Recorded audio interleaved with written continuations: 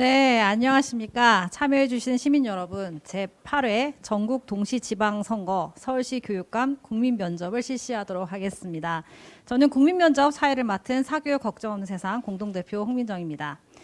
사실 교육감은 우리 지역 또 우리 학교를 살리고 또 내 삶을 변화시킬 수 있는 권한과 책임이 있는 자리입니다. 그런데 국민들의 관심이 많지 않습니다. 그래서 사교육 걱정 없는 세상과 좋은 교사는 공동으로 서울시 교육감 국민면접을 마련하게 되었습니다. 지금 이 국민면접은 사교육 걱정 없는 세상 유튜브 채널로 생중계 중입니다. 지금도 현재 많은 분들이 채널로 접속해서 이 국민면접을 시청하고 계십니다. 이 국민면접은요, 학부모, 정책 전문가, 교사, 학생들이 국민면접위원이 되어서 면접 형식으로 이루어지는 대담회이고요. 이 국민면접을 통해 국민들께서 후보자들이 어떤 사람인지 또 서울시 교육에 대한 어떤 비전을 갖고 있는지 이 비전이 정책의 구체성과 현실성이 담보되고 있는지 등을 확인하실 수가 있으실 거라 생각합니다. 국민 면접에 대한 안내를 잠깐 드리겠습니다. 면접관 3사람과 한 사람의 후보자가 1대3으로 질의응답을 하는 형식으로 이루어집니다. 면접은 한 후보당 50분간 진행되고요. 먼저 후보자의 인성이나 자질, 가치관 등에서 알아보는 면접을 실시하고 다음으로는 교육정책, 공약의 구체성, 현실성 등을 살펴보는 시간으로 이루어질 예정입니다.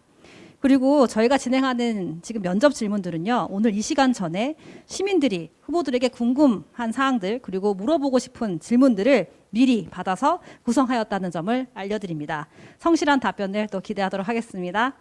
네, 면접 진행 전에 저희 면접위원들을 소개하겠습니다. 네, 가장 제가 보는 쪽에서 왼쪽에 계신 분부터 소개를 드리겠습니다. 먼저 김영식 좋은교사 운동 대표님이십니다. 안녕하세요. 네, 이채연 서울고등학교 학생님이십니다. 네, 그리고 마지막으로요, 구본창 사교육 걱정 없는 세상 정책대안연구소 소장님 나오셨습니다. 네, 안녕하세요. 네, 면접 시작하기 전에 면접위원들께서 면접에 임하는 각오 한마디 들어보겠습니다. 네, 교육감 선거가 진행되고 있는데요. 일단 후보들께서 정말 이렇게 나오기 어려운 자리인 것도 맞지만 또 꼭 필요한 자리인 것 같습니다. 그 자리에 와주신 후보님께 감사드리고요.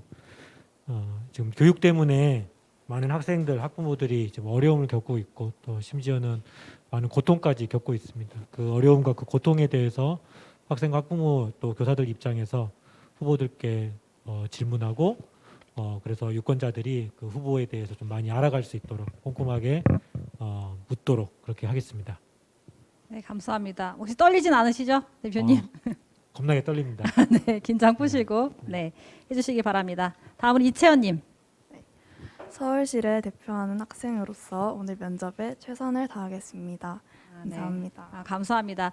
지금 시청해주시는 분들도 학생 면접위원께 많은 격려 부탁드리겠습니다. 마지막으로 구본창 소장님.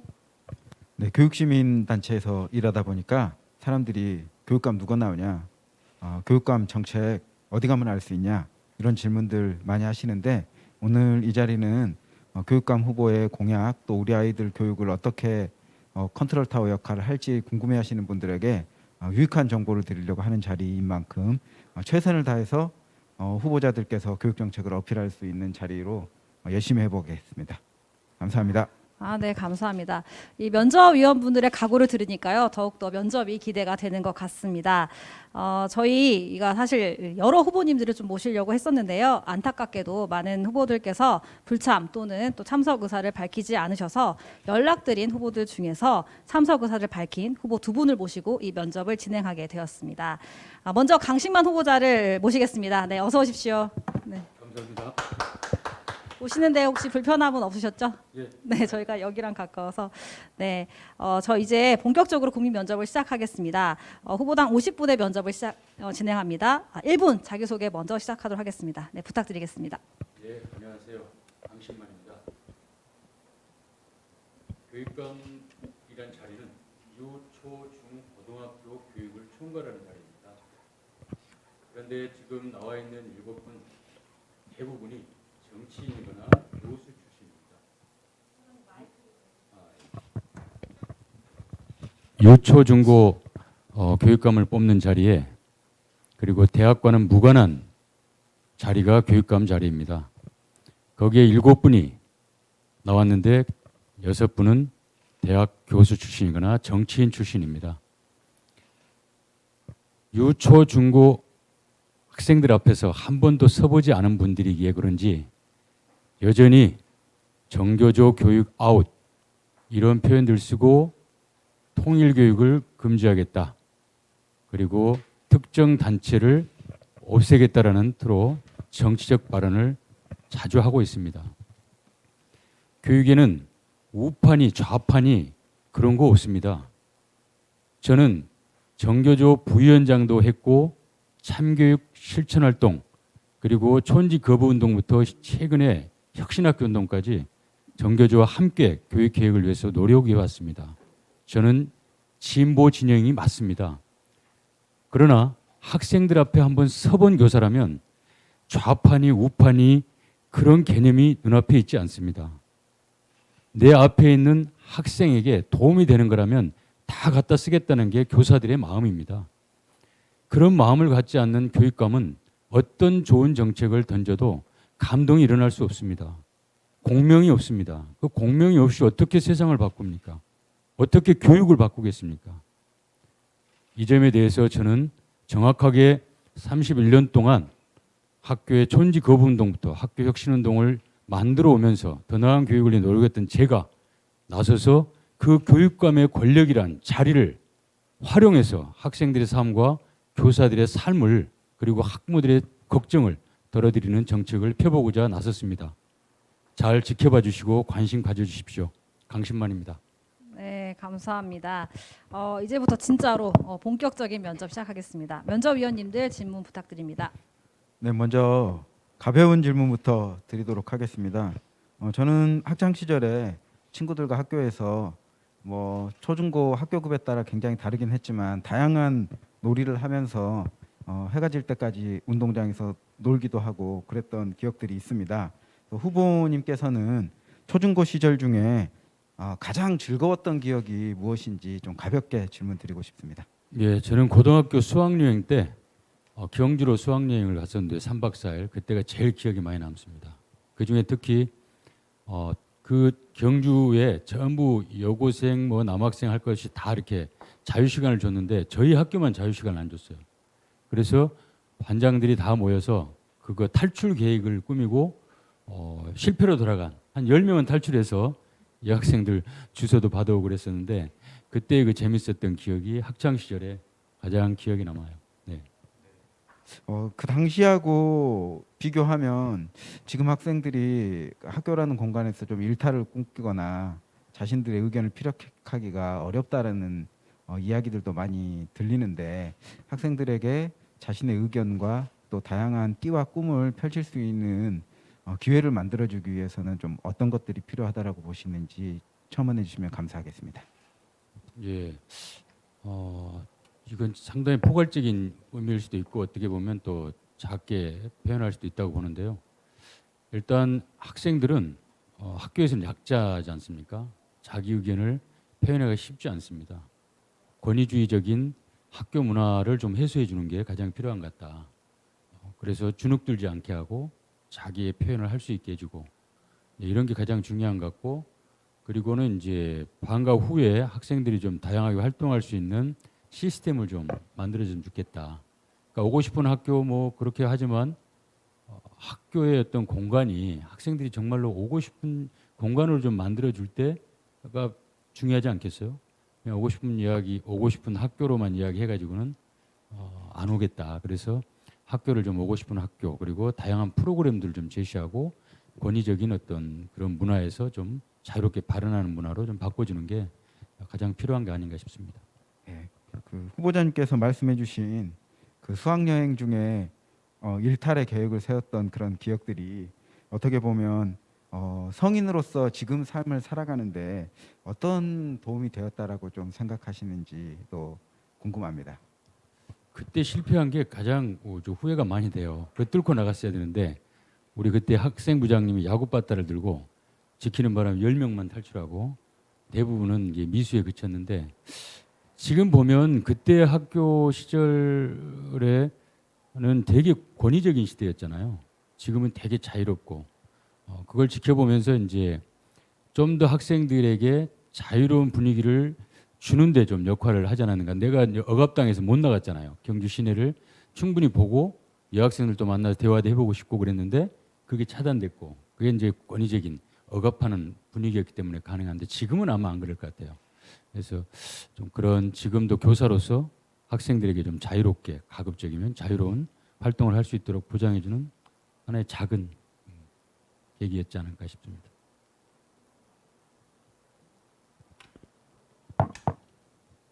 저는 학교를 다니면서 가장 힘들고 막막하게 느껴지는 과목이 영어 과목인데요.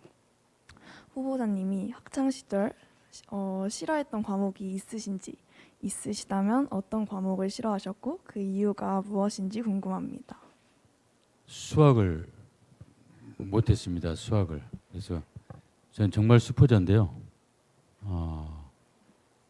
초등학교 4학년 때 제가 말썽꾸러기로 있다가 4학년이 없이 5학년으로 바로 점프를 했어요. 한 2년 쉬어서. 그래서 4학년이 사실 배움이 없었어요. 그런데 그 이후에 그렇게 기초가 떨어졌는데 아무도 이렇게 뭘 해주지 않았어요. 보충 수업을. 그러니까 이제 수학은 너무 재미없는, 알아들을 수도 없는 그런 이제 학문으로 바뀌면서 고등학교 3학년 때까지 정말 고통스러운 것이었어요. 수학은 그 시간 자체가. 네, 그게 가장 저로서는 좀 안타깝습니다. 좀 가르쳐줬다면 좋은데 그 기초를 안 가르쳐줬어요. 아무도. 그러면 수학을 극복하셨는지 하셨다면 어떻게 극복하셨는지도 궁금합니다. 수학은 극복 못했습니다. 저는 학력고사 세대인데요. 열심히 공부했는데 2학기 때 수학을 결국은 포기했어요. 포기하고 그 수학을 볼 때 문제를 보지 않았습니다. 그냥 답을 이렇게 썼어요. 2번 한 번호만 쓰면 6개, 제일 잘 맞으면 7개를 맞았거든요. 6개를 맞을 수 있다 평균. 그래서 그냥 번호만 썼던 기억이 나요. 여전히 지금도 내 애들을 가르칠 때 곤란합니다. 그 수학은 극복하지 못한 상태로 지금도 살아가고 있습니다. 되게 불편해요. 지금의 그 기성세대들이 이렇게 공부를 못하면 좀 이렇게 낙오자가 된다 이런 생각들을 좀 많이 하는 것 같고 그래서 그런 생각을 좀 자녀들에게도 아이들에게도 많이 좀 이렇게 강요하는 게 아닌가 좀 그런 안타까운 생각이 좀 있는데 후보자님께서는 예를 들어서 내가 공부를 못하면 낙오자가 된다 또는 공부를 잘해야 내가 성공할 수 있다 뭐 이런 생각들이 좀 있으셨는지 여기에 대해서 어떻게 생각하시는지 좀 말씀 부탁드립니다. 저는 크게 없었던 것 같아요. 부모님들이 공부하라고 강요를 안 했기 때문에 그런데 없었는데 은연중에 있습니다. 은연중에 뭐냐면 계속해서 어떤 사회가 주는 압박이 있어요. 공부 잘해야 된다. 공부해야 성공한다. 이런 것들이 이제 선생님들 속에서도 계속 나오니까 갖고 있는 심리적인 어떤 그런 압박, 공부 안 하고 있으면 뭔가 불안한 이런 느낌을 꽤 오랫동안 갖고 살았어요. 사실은. 아마 다른 분도 그랬는가 모르겠는데 그게 한 30대까지는 뭔가 안 하고 있으면 불안한 느낌이 있었어요. 직장 다니면서도. 근데 40 넘어가니까 이제 별로 그런 생각은 없긴 한데 저는 애들한테도 공부는 강요하지 않습니다. 공부가 뭔가 사회적인 평균 이상으로 자기 자리를 잡을 수 있는 기회는 될 수 있잖아요. 평균적으로. 그런데 그것만이 아닌 또 다른 사람들이 있을 수 있다고 판단하고 애들한테는 그걸 강요하지 않습니다. 실제 아까는 이제 수학은 포기하셨다고 했는데 그러면 공부는 잘하셨어요? 암기 과목은이나 다른 뭐 국어나 이런 것들은 정말 죽으라고 하니까 따라가더라고요. 네. 그런데 수학은 정말 그때 기회를 놓치면 이게 안 됐어요. 고등학교 내가 정말 3학년 막 시작하면서 수학에 대해 막 올인을 했지만 극복하지 못했습니다. 수학은 잘 안 되더라고요. 그럼 이제 교사로 살아가실 때 그래서 공부를 열심히 하는데 잘 안 되는 애들도 있고 선생님 설명해도 잘 이렇게 이해를 못하는 애들도 있잖아요. 그럼 그 아이들을 보실 때 좀 그런 마음들이 이해가 되셨었나요? 어땠었나요? 안타깝죠. 안타깝고 그 선생님들한테 늘 부탁해요. 난 수학 선생님을 너무 존경하는데 수학을 어떻게 잘 풀 수 있지 않은 환상을 갖고 있습니다. 근데 애들도 수학 같은 걸 좀 못하고 그러면 되게 안타까워요. 그래서 좀 동료 교사들한테도 수학 선생님한테 좀 잘 좀 가르쳐 주라. 나처럼 이렇게 평생 어렵다. 아빠 돼서도 쉽게 애들 접근하기 쉽지 않아요. 수학은 4학년만 되니까 엄청 어려워지더라고요. 그래서 저는 이제 우리 애 엄마에게 부탁을 하는 그런 식으로 아빠의 길은 다른 걸로 예, 운동이나 시키고 이제 뭐 이렇게 갔죠. 네. 교육감은 학생들의 눈높이를 잘 이해하려고 노력하는 것이 중요하다고 생각합니다. 그런 의미에서 방탄소년단과 같은 청소년들에게 인기 있는 요즘 아이돌을 아시나요? 요즘 아이돌이요. 요즘 아이돌 제가 소녀시대 이후에 끊어져 가지고 잘 모르는데 너무 멀죠. 이제 최근에는 이제 딸이 대학을 가서 그 뭡니까 우리 저 뭐가 있지? 제가 가장 최근에 알았던 게 그 그룹이 좀 생각이 안 나네. 아 누구였을까? 잘 생각이 안 납니다. 지금 내가 소녀시대 이후로는 잘 모르겠어요. 듣는 노래들은 많은데 그 가수를 잘 이해하지 못하고 있습니다. 네. 후보자님 혹시 어쩔 TV, 어쩔 냉장고라는 말 들어보셨습니까? 예, 들어보긴 했습니다. 네. 어쩌라고 가서 TV나 봐. 애 줄임말로 요즘 10대들이 듣기 싫은 말 들을 때 자주 대응하는 표현이라고 하는데요. 요즘 참 다양한 말도 유행하고 새로운 문화도 많이 등장합니다. 새로운 세대들을 보시면서 이건 참 부럽다 싶은 문화나 행동이나 이런 요소들이 있다면 한번 말씀 부탁드립니다. 요즘 애들은 되게 부럽다는 건 없어요, 별로 애들한테. 나는 이제 애들 보면서 좀 그래도 좋은 거는 이제 이런 건 있어요. 좋은 거는 애들이 이제 되게 보면 자유롭다고 할까? 우리 때는 이제 되게 질문도 좀 두려워하고 또 뭔가 이렇게 표현하는 것도 좀 쉽지 않았는데 지금은 되게 자유로워요. 선생님한테 질문하는 것도 되게 어떨 때는 좀 당돌할 정도로 자기를 표현할 수 있고 그래서 그런 면에서는 내가 살아왔던 시대보다는 되게 부럽다. 그게 또 좋아요. 제가 보기엔 되게. 우리 같으면 옛날에 뭐 회장이 그런 말을 하던데 어떤 회장이 저는 회장을 다시 한번 하고 싶어요. 저는 권력욕이 있나 봐요. 그러더라고요. 근데 우리 어른 세대는 잘 권력욕이란 말 잘 못 써요. 왜냐하면 남에게 비판받을까 봐. 근데 애들은 자유롭게 저는 권력욕이 있어요. 그 권력을 가지고 뭐 잘해보고 싶어요. 뭐 이렇게 자유롭게 표현도 하고 그리고 이제 선생님에게 뭔가 불만이 있을 때도 정확하게 표현하는 것 이게 되게 부러운 하나의 현상입니다. 항의할 때도 정확하게 하더라고요.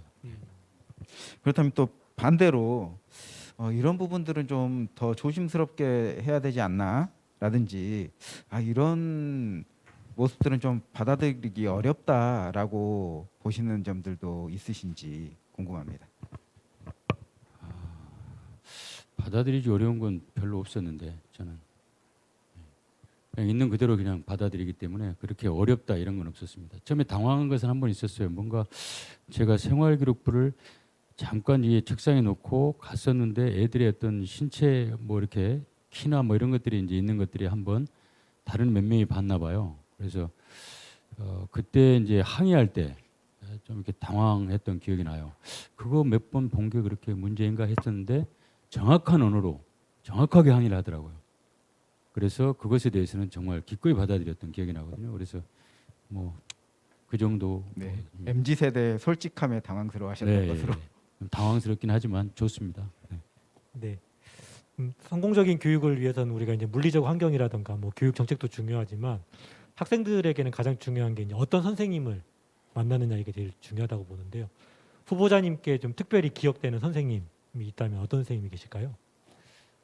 모르겠어요. 여기 계신 분들은 어떤 선생님이 기억나는지 모르겠는데 나는 초등학교 3학년 때 담임 선생님이 6개월 딱 했는데 그분이 유일하게 제가 마음속에 있는 분이에요.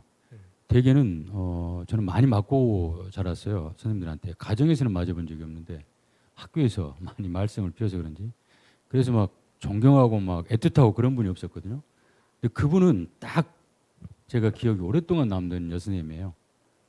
몇 개 장면이 생각나지 않지만 따뜻했다, 그리고 친절했다, 그리고 코를 이렇게 내 친구를 닦아주기도 하고, 그리고 집으로 초대해서 다과, 과자도 좀 주기도 하고 그런 따뜻한 기억들이 있어요. 그래서 그 선생님이 가장 기억 남고 그런 선생님들이 좋다 그런 생각을 했습니다. 반대로 좀 선생님에 대한 안 좋은 기억, 좀 이런 이 선생님은 좀 이렇게 좀 바뀔 필요가 있다 이렇게 생각했던 그런 기억이 있다면요? 예.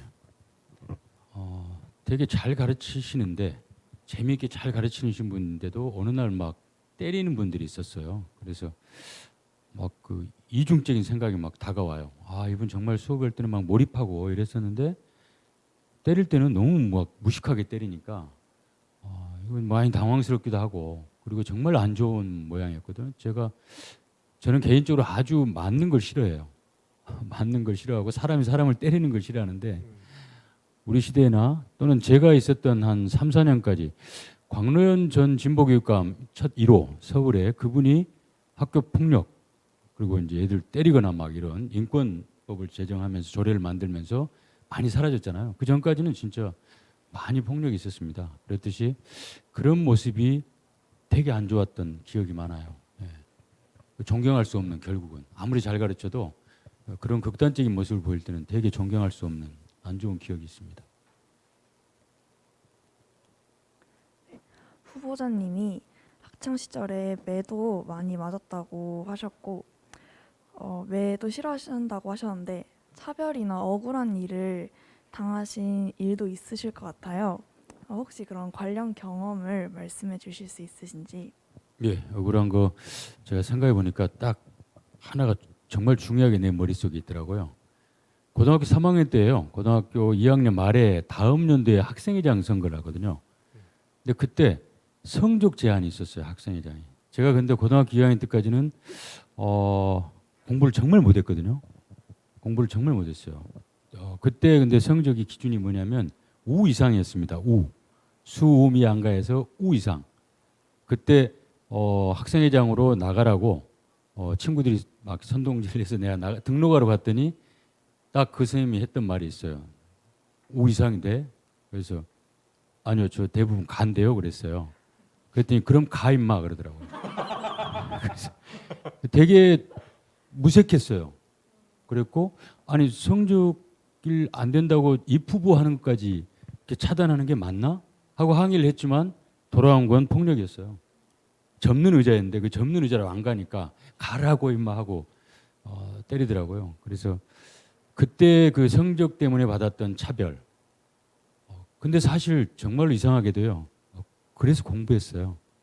그래서 고3 때 공부를 미친 듯이 했던 기억이 나는데, 그러나 그 선생님을 존경할 수는 없죠. 정확하게 성적 때문에 차별했으니까. 그래서 저는 학교에 나와서 계속 그 문제로 싸웠어요. 우리 때도 있었어요. 학교 내가 교사일 때도. 상위 몇 % 이상만이 학생회장이나 혹은 회장에 출마할 수 있는 자격을 줬거든요. 그래서 그걸 개선하느라고 오랫동안 사실은 토론하고 싸웠습니다. 나중에는 없어졌죠. 그게 지금은 없습니다. 그게 하나 기억이 남네요. 네, 저는 가끔 좀 그런 생각을 해보는데요. 돈이 엄청나게 생기면 어디다 쓸까 이런 상상을 해보거든요. 후보자님께서는 당첨자가 계속 나오지 않아서 당첨금이 100억까지 누적된 로또에 당첨되신다면 어떻게 쓸 생각이신지 궁금합니다. 돈 없는 저에겐 정말 황홀한 이야기인데요. 그런 날이 꼭 오기를 빌어봅니다. 근데 저는 학교를 세우고 싶어요. 학교. 100억이면 세울 수 있으려나? 내가 계산 안 해봐서 잘 모르겠지만 아마 나는 세울 수는 있는 데가 있을 겁니다. 100억이면. 학교를 세우고 싶어요. 왜냐하면 제가 31년 동안 교사하면서 계속 추구했던 게 교육이었거든요. 교육. 그리고 학생이었어요. 그래서 내가 원하는 교육 철학을 실현하는 학교. 교장 선생님의 방해받지 않고 내 뜻대로. 저희 때는 정말 교장 선생님이 되게 권위적인 분들이 많았어요. 그래서 어떻게 해보자 그러면 다 커트 당하고 잘 안 됐거든요. 그래서 가슴에 있는 게 있습니다. 내가 정말 학교 세워서 내가 교장이 돼서 제대로 해보고 싶다. 그런 마음이 있어서 그런지 100억이 생기면 1억 빼고 1억은 제가 좀 여행 좀 다니고 싶고 그래서 1억 빼고 나머지는 학교 세우는 데 한번 써보고 싶습니다. 네. 네, 교사로 이렇게 살다 보면 학교의 아이들은 사랑하고 가르치는 건 그래도 할 만한데 집에 있는 내 자녀는 또 가르치고 기르기가 참 쉽지 않더라고요. 그래서 후보자님께서는 집에 있는 자녀에게 아주 좋은 아빠셨는지, 아빠로서 좀 이렇게 어떤 노력들을 좀 하셨는지 좀 말씀 부탁드립니다. 전 좋은 아빠였습니다. 자신 있게 말씀하세요. 아이들한테 물어보면 다를 거예요. 근데 아마 아이들도 좋은 아빠라 하겠죠. 전 정말 좋은 아빠예요. 그런데 애들 키우는 것은요, 자기 자식 키우는 거하고 학생하고 저는 똑같이 대해야 된다고 하지만 학생도 그렇잖아요. 삐뚤어진 아이들이 있고 엇나가는 애들이 있고 아무리 사랑을 줘도 엇나가는 애들이 있어요. 우리 애들도 엇나갈 때도 많고 지금도 엇나가고 행동하고 있어요. 아들놈은. 그래서 계속 그것도 여전히 교육을 하려고 하지만 쉽지 않습니다. 그래서 저는 어릴 때부터 이제 가장 어려웠던 건 이렇게 했으면 좋겠다라고 하면 부모가 그렇게 실행을 해야 되잖아요. 그게 어렵더라고요. 실천해 주는 거. 야, 우리 그 책 읽는 시간 한번 가져볼까? 내가 그랬어요. 어릴 때. 우리 독서해 보자. 그래서 이제 시간을 정해놓고 1시간씩 해볼까 하고 초등학교 아마 4학년 때부터 시작을 했는데 큰아이가. 그래서 한 6년을 했습니다. 6년. 근데 그거를 지키기가 어른이니까 지켜야 되잖아요. 그래서 그걸 꾸준히 하기가 참 어렵더라고요. 그렇게 해냈어요. 근데 해냈는데 중3이 되면서부터는 이제 자기 혼자 하겠다고 그래서 이제 안 왔는데 어려운 거는 제일 어려운 건 아까 말했지만 본보기를 보이는 거. 저는 그게 가장 교육의 기본이라고 봐요. 학교에서도 그래요. 뭐 부정하지 마라, 뭐 청탁하지 마라 해놓고 본인이 뭐 촌지받고 그러면 그건 교육이 아니잖아요. 그게 영혼이 스미겠어요? 다 흘러가는 거죠. 그 영혼이 없는 거예요. 그래서 애들 앞에 서서 진짜로 사랑을 줘보지 않고 진짜 교육을 안 해본 사람들은요. 아무리 좋은 말 해봐야 그거 다 헛것이에요. 다 흘러간 이야기고 아이를 사로잡을 수가 없는데요. 뭐. 영혼이 전달이 안 되는데 어떻게 감동이 있겠어요. 네. 아빠로 사시면서 그래도 좀 가슴 아팠던 기억들이 있다면요. 힘들었던 기억? 아빠로 살면서 뭘까? 네.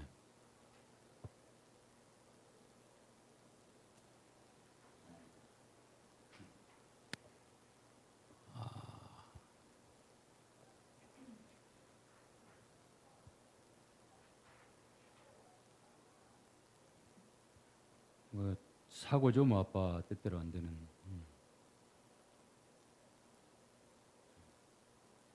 아무튼 뭐 애가 한번 다친 적이 있었는데 그때는 뜻대로 안 되죠. 잘 하라고 계속 요구를 했지만 발성 피우고 다니고 그리고 이제 사고를 해서 크게 다치고 그럴 때 이제 가슴에 아프죠. 이제 와이프하고도 뭐 논쟁하는 게 그런 건데 좀 때려서라도 잘 되게 가르치지 왜 저렇게 놔뒀다가 큰 사고 나게 했느냐. 이런 게 이제 가장 좀 안타깝죠. 민주적인 아빠, 그리고 좋은 아빠, 친절한 아빠, 그리고 그 아이가 살고자 하는 것들을 계속 보장한 아빠. 그런데 결국은 아이는 내 뜻대로 잘 안 됐어요. 사고를 일으키고 학교에 잘 적응하지 못하고 이제 이런 과정들이 있어서 그럴 때 가슴이 아파요. 근데 저는 지속적으로 정성을 다해서 기다리면 저는 그 믿음의 부하발이라고 봅니다. 선생으로서도 그런 믿음을 가지고 살아오고 있고요. 네. 감사합니다. 교육감은 무엇보다 아이들을 향한 애정이 가장 중요하다고 생각합니다. 혹시 사랑을 아이들에게 마음으로 표현을 해주신다면 한번 표현을.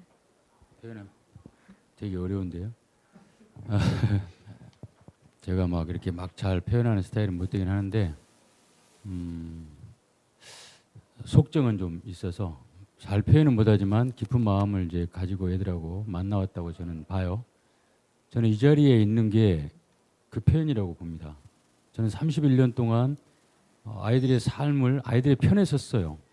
교사의 편보다 아이들의 편에 섰다고 자부하거든요. 저는 정교조 운동을 하면서도 정교조의 편에 어떨 때는 안 서고 학생들의 편에 섰습니다. 정교조를 만든 이유가 참교육이었고 학생들을 위하는 수단으로서 만든 거기 때문에 거기에 비껴갈 때는 가차없이 저는 정교조 내부에서도 발언하고 맞섰어요. 그렇듯이 교육감도 출마했던 이유가 바로 그거예요. 학교에서 아무리 노력해도 교육감이라는 큰 권력을 가진 사람이 방향을 잘못 틀거나 잘못된 정책을 만들어버리면 학교의 선생님들의 힘을 대거 빼는 경우도 있고 학생들의 교육을 고통받게 할 수도 있단 말이에요. 그럼 그 권력이라는 그 자리를 그런 애정을 가졌고 학생의 편에 서고 교사들의 편에 서서 끊임없이 교육개혁을 하려고 했던 사람들이 그걸 차지해야 되는 거 아닌가 하는 생각을 해서 이 어렵지만 제가 해보니까 정말 어렵더라고요. 지금 후보 기간을 떼보니까 엄청난 스트레스가 와요. 그럼에도 불구하고 그 도전하는 게 그리고 정말 그 권력이라는 자리를 가지고 학생들을 삶을 바꾸는데 쓰고 싶다 해서 정말 가차없이 도전한 거거든요. 그게 저는 하나의 표현이지 않는가 이렇게 말씀드리고 싶고요. 네, 감사합니다. 이번에는 좀 정책에 대해서 질문을 하도록 하겠습니다. 네, 위원님들 질문해 주십시오. 네. 학교 생활을 하다 보면 수업 진도를 따라가기가 좀 벅차고 시험에 대한 압박감과 경쟁에서 오는 스트레스가 클 때가 많습니다. 배운다는 것이 행복한 것이라고 말하면서 학교는 그렇지 못할 때가 많은데요. 경쟁 교육을 해결할 수 있는 방안들이 있으신지 궁금합니다. 우리나라는 정말 과도한 경쟁이죠. 과도한.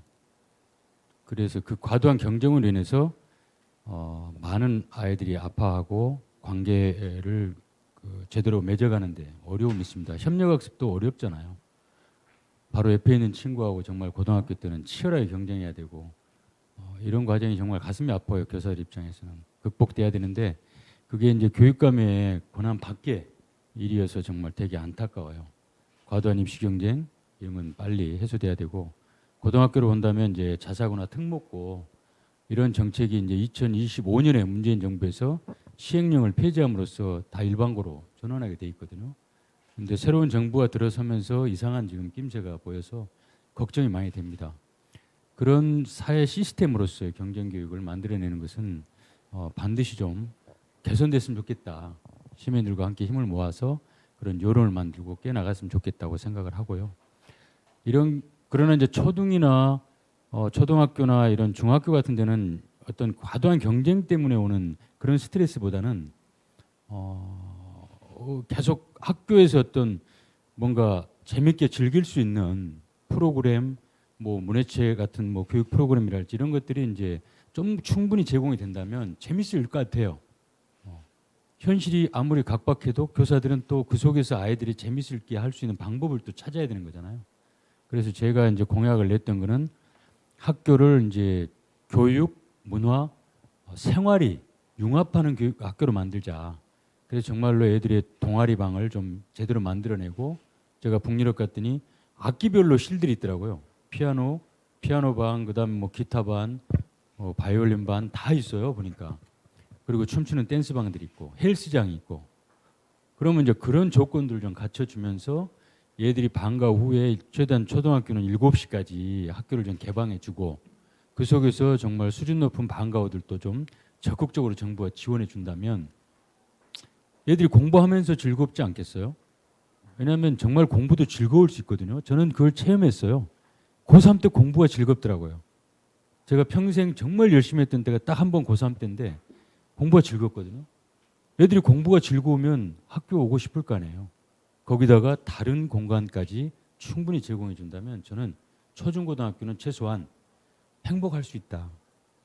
그리고 입시에 정말 영향을 받는 고등학교는 지금 보면 일반계 고등학교가 한 80% 돼요. 대학을 가야 되는 실업계 이제 예를 들면 전문계고는 20%밖에 안 됩니다. 우리나라는.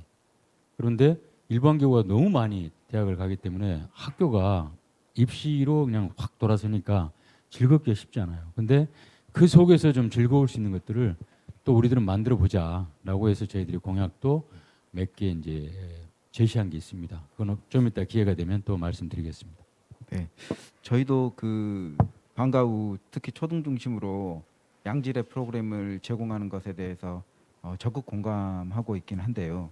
그 질의 내용에 답변해 주시는 걸 보면 양질로 가면서 적은 비용이지만 이 부모님들에게 어쨌든 수요자로서 비용 지출이 좀 더 추가되는 그런 상황에 좀 정책들을 말씀해 주셨는데 좀 수요자의 부담이 최소화되면서 갈 수 있는 그런 정책 방향은 없을지 한번 조금 더 구체적으로 말씀해 주시면 감사하겠습니다. 예, 궁극적으로는 이제 그렇게 가야 된다고 봐요. 근데 지금 재정 상태로 모든 방과 후의 질을 높이면서 지금 보니까 이제 서울시 교육청 8년 동안 보면 쭉 방과 후가 이제 늘어나긴 했지만 신청자들이 초등학교 보면 뭐 7.8%에서 뭐 12% 정도밖에 참여율이 없더라고요. 18% 정도까지. 그러면 다른 아이들은 이제 학원을 가거나 이렇게 밖에서 돈다는 거죠. 학원 1, 학원 2, 학원 3 이렇게. 그러면 왜 그러면 안 들어올까? 방과 후 학교가 좀 좋은 질 높은 그 프로그램을 제시한다면 학교로 좀 더 많은 아이들이 방과 후를 통해서 질 높은 교육을 받을 수 있잖아요. 그래서 이제 그런 것들을 국가가 지원해주면 많은 아이들이 참여할 텐데 많은 아이들이 대거 참여했을 때 그걸 감당할 수 있는 재정이 서울시 교육청으로는 불가능하다. 그러면 서울시 교육청도 예산을 집어넣지만 학부모들이 학원비로 계속 나가고 있는 것들에 비하면 턱도 없이 작은 정도의 예산을 부담하게 함으로써 강사의 질을 높여주는 거죠. 문해체의 곳곳에 좋은 강사들을 좀 지금 보면 뭐 강사비를 4, 5만 원 주나요? 근데 지금 밖에서는 되게 막 12만 원, 22만 원 막 이런 강사비로 때리잖아요. 그런데 학생은 좀 많이 참여할 수 있으니까 조금은 낮출 수 있거든요. 낮추는데 질 높은 강사를 들어오려면 최소한 그 정도보다는 지금 현재 4, 5만 원 정도보다는 더 주는. 그러나 국가가 다 부담하기는 어려운. 그래서 학부모와 국가가 일정한 시기까지는 좀 각기 분담하는 이런 체제로 저희들이 제시를 한 겁니다.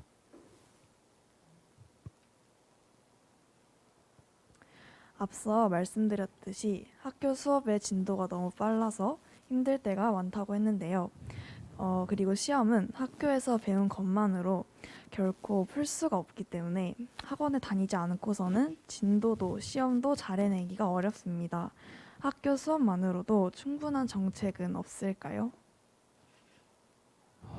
학교 수업만으로 충분한 정책이 시작돼서 오랫동안 누적이 됐다면 그게 가능한데 우리는 사실은 기초학력이 최근에 보면 몇 년 동안 계속 떨어졌잖아요. 그리고 학급당 학생 수가 또 많아요. 그래서 선생님들이 다 그 애들을 다 하나하나씩을 기초학력을 끌어올려서 다시 평균으로 맞추고 이렇게 가기가 도저히 어렵습니다. 그래서 이거는 이제 좀 불가능하다고 현 시점에서 보기 때문에 일단 이제 저희들은 코로나 이후에 특히 기초학력이 떨어진 것들을 좀 대거 선생님들의 요구를 좀 받아서 선생님들을 도와줄 수 있는 강사들을 대거 좀 학교에 좀 지원하고 그걸 좀 높여보자라는 것이 이제 가장 강력한 지금 현재 처방이고요. 또 하나는 학교가 수업에 집중할 수 있게 좀 해줘야 돼요. 근데 지금 학교 시스템이 어떻습니까? 행정이 지배하는 것이 학교 지금 문화예요. 행정이.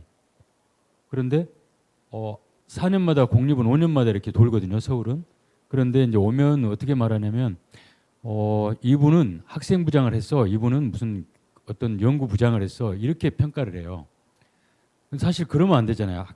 학교는 새로 오신 분이 있으면 이분은 어떤 과목에 정말로 능력자래. 어떤 분야에서는 정말 탁월하대. 이렇게 좀 평가받는 문화로 돼야 되는데 시스템이 행정부로 예를 들면 학생부, 연구부, 교무부로 이렇게 다 편제돼 있잖아요. 교과부가 안 해요. 교과 전문실이 아니기 때문에 이 시스템으로 40년, 50년 이렇게 이어왔기 때문에 이렇게 문화가 정책된 거죠. 그래서 이런 문화를 좀 획기적으로 바꿔줘야 된다. 그러면 수업에 집중할 수 있는 조건이 마련되잖아요. 그러면 학교에서만 배워도 될 수 있는 정도로 일정한 정도 수준은 올라가겠죠. 100%는 아니더라도. 그래서 교육감의 권한 내에 있는 거거든요. 이건.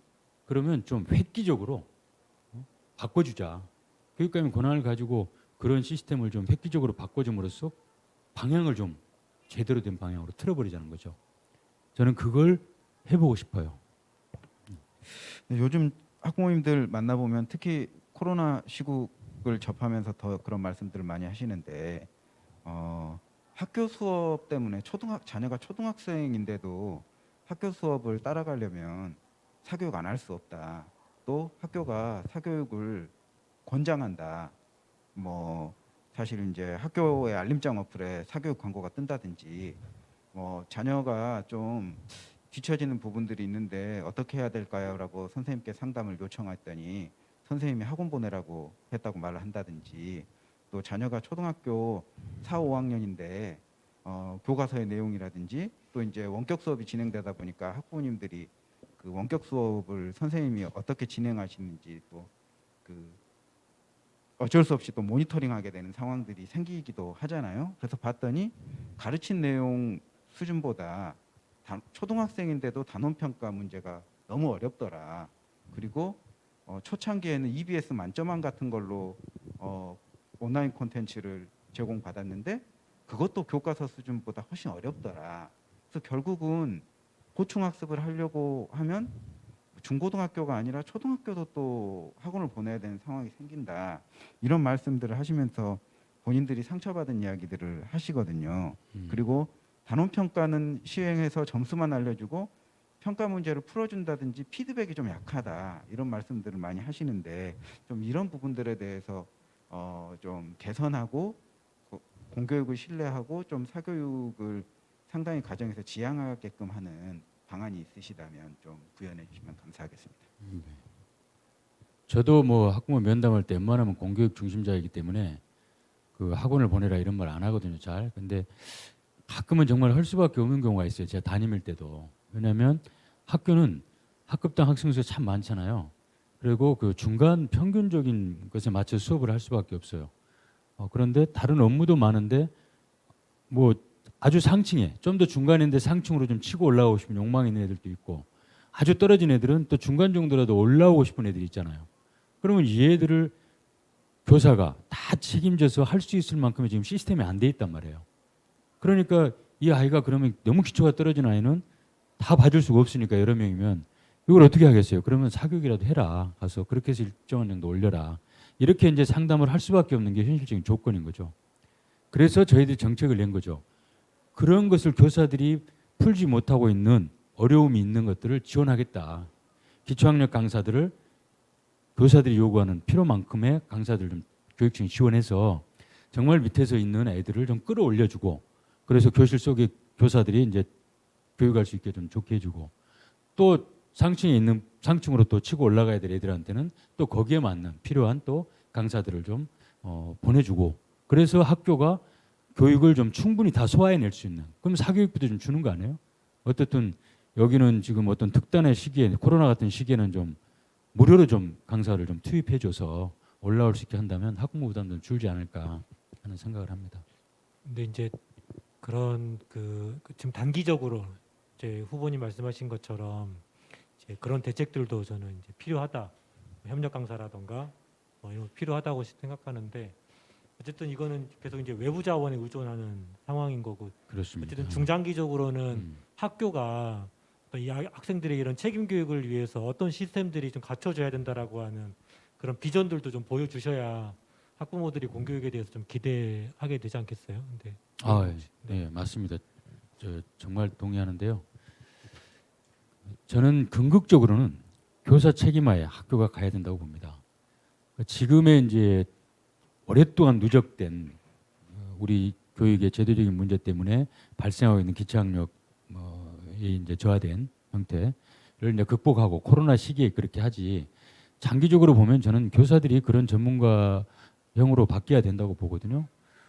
제가 얼마 전에 이제 그런 걸 봤는데 좋은 교사 모임 운동 모임에서 보면 배움 찬찬히 연구 모임인가요? 거기가 인천하고 강원에서 그렇게 시범 실시하는 걸 봤어요. 아주 기초학력 학생들을 어떻게 그 기초학력을 끌어내는가 이런 프로젝트를 하고 있는 것들을 봤는데 저는 교사들이 그렇게 자발적으로 하는 것들을 계속 키워주는 게 그리고 빛나게 해주는 게 교육감 역할이라고 봐요.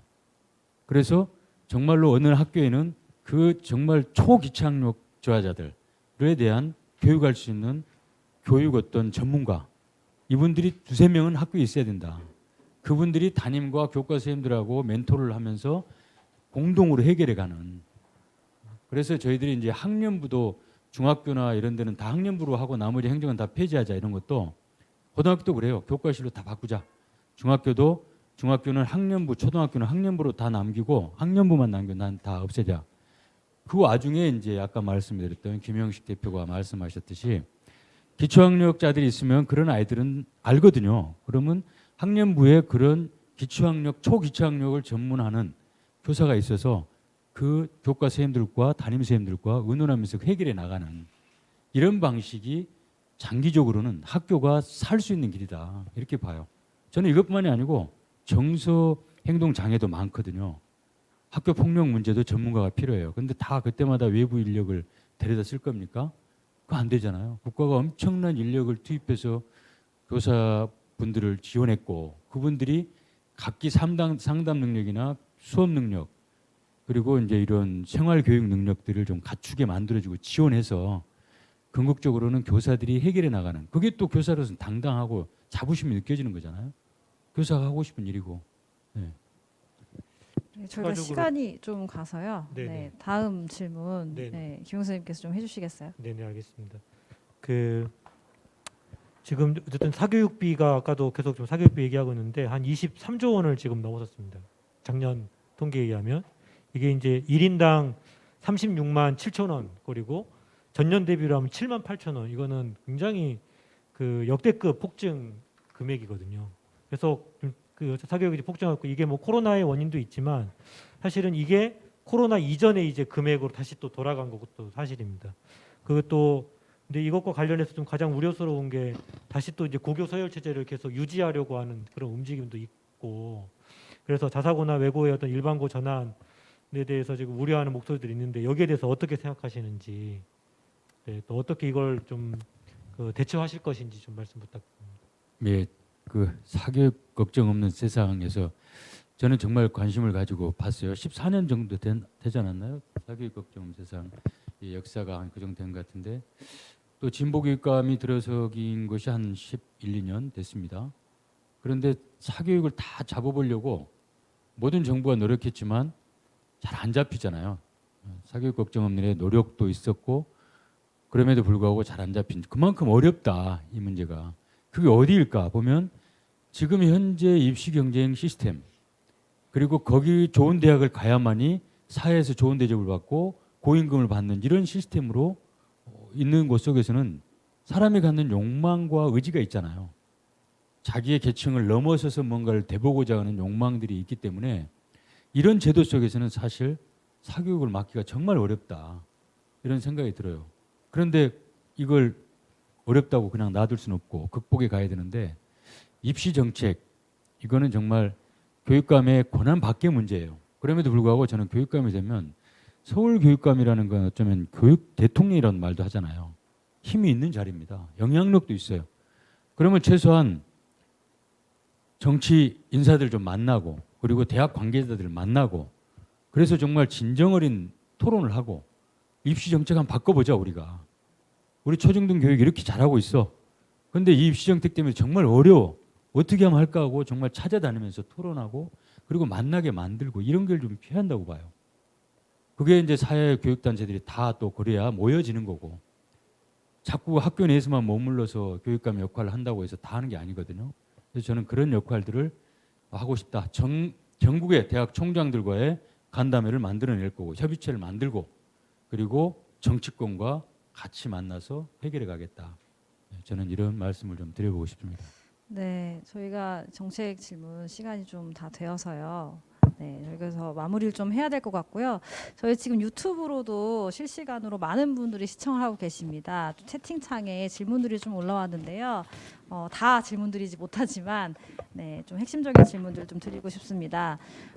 루트님께서요. 초중학교에 보충학생 전담 강사를 운영하겠다고 하셨는데 구체적인 계획 듣고 싶다고 말씀 주셨습니다.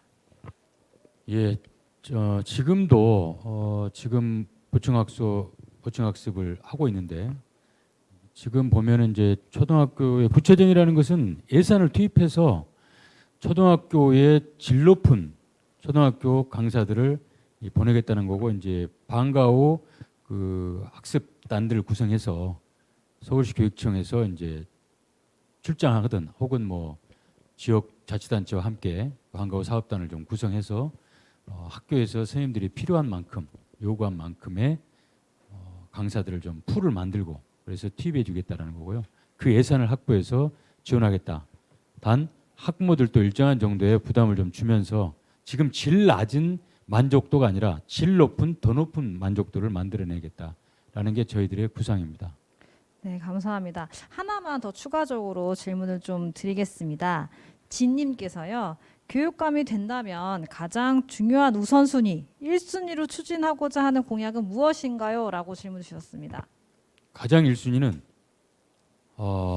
고민이 많은데요. 워낙 다 중요한 것이 많아서 저희들이 26개 그 정책을 냈거든요.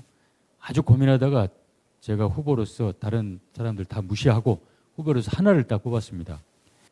뭐냐면 아침이 행복한 학교, 저녁이 시작된 학교 이렇게 정했거든요. 그건 뭐냐면 일단 학교의 시설들을 아까 말씀드렸지만 교육과 문화와 생활이 융합하는 그런 학교를 만들겠다. 그래서 아이들이 정말 그 공간에서만큼은 많은 것을 해결할 수 있도록 하겠다. 그런 조건들을 부여하지 않고 자꾸 와 한다고 해서 오지 않는다. 공부만 하러 옵니까? 공부만 하라고 안 오죠. 학원을 가겠죠. 그래서 좋은 조건들을 최대한 만들어서 학교를 오게 만들겠다고 아침에 8시 저희들이 내놨거든요. 아침 8시부터 학교를 개방하고 그리고 교직원들의 의견을 물어서 저녁에 이제 9시까지 저희들은 고등학교는 이제 뭐 9시, 중학교는 8시, 초등학교는 7시까지 했는데 4시까지 근무 시간을 교직원들의 의견을 물어서 하려고 합니다. 그래서 오후에도 개방하고 그리고 거기에 이제 우리 지역의 마을이 좀 이렇게 도와주러 들어오는 방식으로 해보려고 합니다. 네, 감사합니다. 저희 시간이 다 돼서 이쯤 이렇게 정리를 해야 될 것 같은데요. 또 유튜브로 댓글 남겨주신 이종철님께서는 또 학원을 권하는 교사가 없는 책임 있는 교육을 해주십시오라는 당부의 말씀도 해주셨습니다. 네. 이런 시민들의 당부들, 질문들 다 기억하고 계시다가 만약에 교육감이 되신다면 이런 정책들 펼쳐주시길 바라겠습니다. 네. 네, 마지막으로 후보자님의 각오 또는 하고 싶은 말씀 해주시기 바랍니다. 예. 저는 교육감의 역할은 정말 잘하신 선생님들 그리고 잘한 학생들, 학부모들을 빛나게 해주는 거라고 봅니다. 그냥 잘했다고 칭찬하는 게 아니라 그분들이 이 서울의 시민들에게 빛나게 해주는 게 가장 필요하다고 봅니다. 그게 교육감의 역할이라고 봐요. 제가 혁신학교에 있을 때도 혁신학교 선생님들은 정말로 열심히 합니다. 뭐 다른 학교도 열심히 하겠지만 혁신학교에서는 어떻든 우리 정책적으로 밀고 있는데 그분들이 열심히 하고 있는데 좋은 성과를 내지만 서울에서 어떻든 시민들의 입장에서 보면 혁신학교가 그렇게 큰 지지를 못 받는 방식으로 됐잖아요. 그건 저는 전략적 실패라고 봐요. 정말 그분들이 빛난 성과를 냈으면 빛나게 해주는 게 교육감 역할이 아닌가. 저는 교직사회에 정말 빛나는 교사들이 많습니다. 그리고 빛나는 학생들도 많아요. 그분들을 빛나게 해주는 역할을 좀 해보고 싶고요. 특히 교육감이 정치인이나 교수 출신들에 의해서 의탁했던 시대를 좀 끝내고 싶다. 교육감의 자리가 초, 중, 고등학교 교육을 결정하는 자리잖아요. 그러면 책임 있게 교사가 그 자리를 더 나은 교육을 위해서 노력해왔던 교사가 전문가가 나서서 그 권력의 자리를 가지고 보다 나은 교육을 갔으면 좋겠다. 그리고 하나 당부드리고 싶은 거는 지금 후보들 중에 여러분들이 특정 단체를 비방하거나 이런 방식으로 정치화하는 건 참 안 좋은 것 같아요. 애들한테도 안 좋습니다. 서두에도 말씀드렸지만 교육은 진보, 보수, 좌파, 우파 넘어서 있는 개념입니다. 학생들 앞에 서보면 그런 개념보다 우선하는 게 있습니다. 그게 학생 교육입니다. 그 가치로 저는 교육감을 해보겠습니다. 고맙습니다. 네, 아유, 감사합니다. 후보자님 긴 시간 고생하셨습니다. 다시 한번 박수를 좀 부탁드리겠습니다. 네. 네, 저희 후보자의 가치관, 비전, 정책에 대해서 잘 알 수 있는 시간이 아니었나 싶습니다. 그 두 번째 후보자의 질의응답 시간이 예정되어 있습니다. 시청하시는 시민들께서도 물 한 잔 드시고 또 화장실도 갔다 오셨다가 돌아와 주시기 바랍니다. 3분 후에 시작하도록 하겠습니다. 네, 감사합니다. 고맙습니다.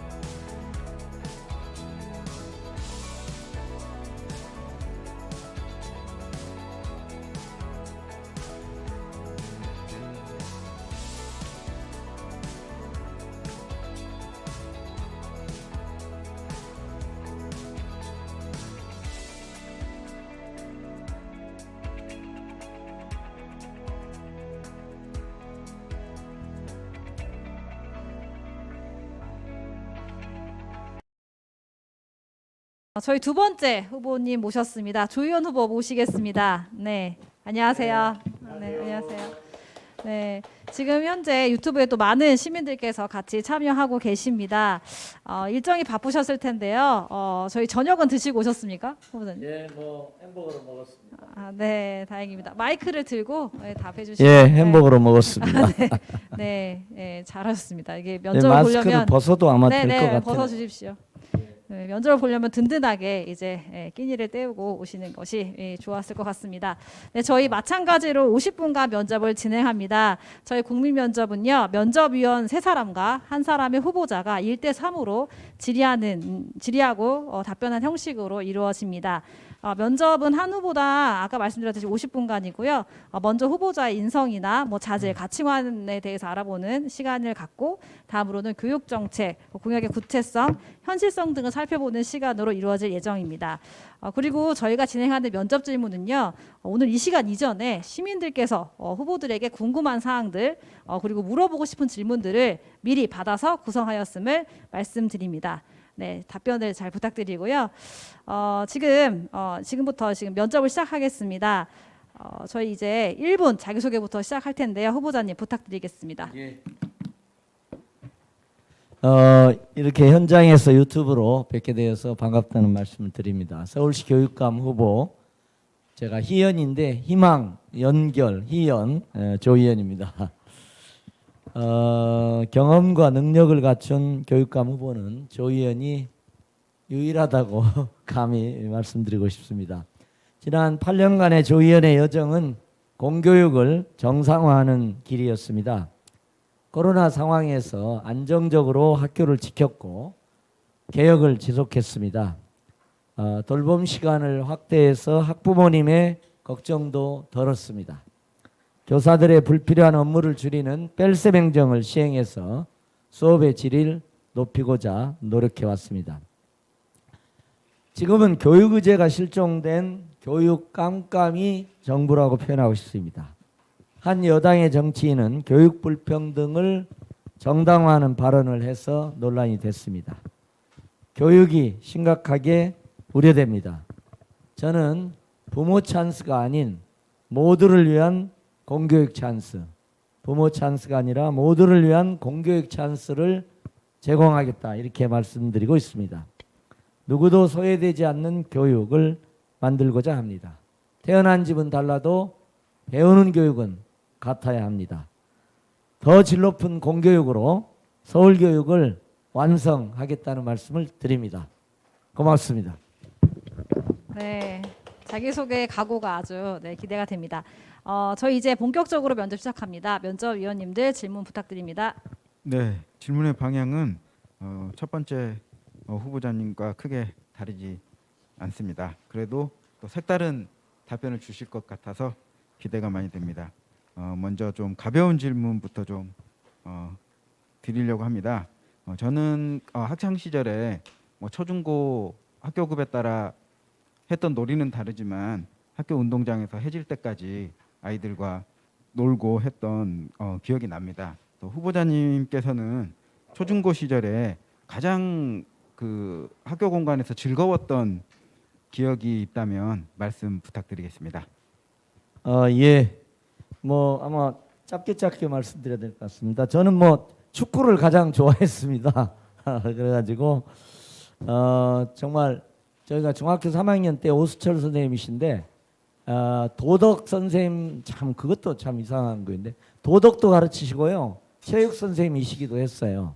그런데 체육 시간이 오면 당연히 체육 시간이니까 체육을 하고 다음에 도덕 시간이 오면 그 다음 주 체육 시간에 도덕을 하고 이번 주 도덕 시간은 일단 체육을 합시다. 그리고 그 다음 주 체육 시간이 오면 당연히 체육 시간이니까 체육을 해야죠 하고 계속 체육만 하다가 고등학교 시험에 저희가 3개 틀려가지고 떨어졌습니다. 그만큼 축구를 좋아하고 지금은 무릎이 아파서 축구를 잘 못합니다만 어쨌든 축구를 가장 좋아했습니다. 체육 시간을 가장 좋아했습니다. 네. 그런데 이제 요즘 아이들은 가장 좋은 것을 하려면 학교 공간에서 하지 못하고 오히려 사적 영역에서 해야 되는 그런 광경들을 많이 목격하게 되고 줄넘기 과외도 한다고 그러더라고요. 가장 이런 학교 공간에서 본인이 하고 싶은 것을 마음껏 즐길 수 있게 하려면 무엇이 필요할지도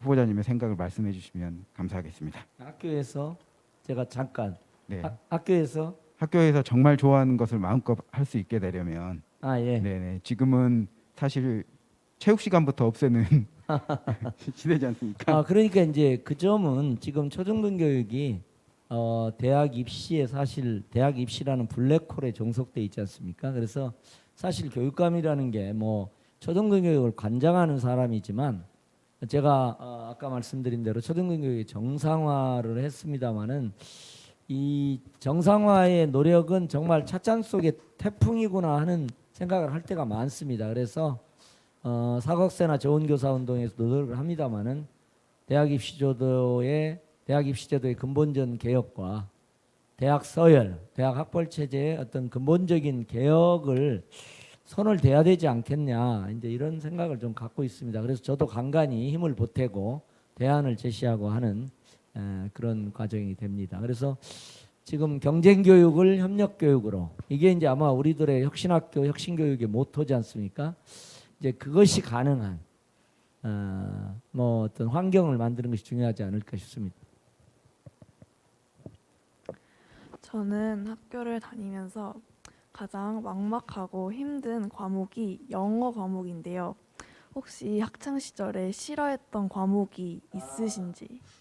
아니 뭐 싫어, 저는 약간 착한 학생이어가지고 뭐 싫어하고 이러진 않은데 미술 시간이 아무래도 저한테는 좀 고통스러운, 지금도 저는 너무 그림을 못 그려가지고, 근데 옛날에는 다른 과목을 조금 잘하면 뭐 수음이 양가 근데 그래도 한 미쯤 주고 양쯤 주고 그랬습니다. 그래서 그렇게 버텨서 그냥 미술은 대충대충 하면서 버텼습니다. 그러면 지금 공부 때문에 힘들어하는 학생들에게 한마디 한번 해주실 수 있을까요?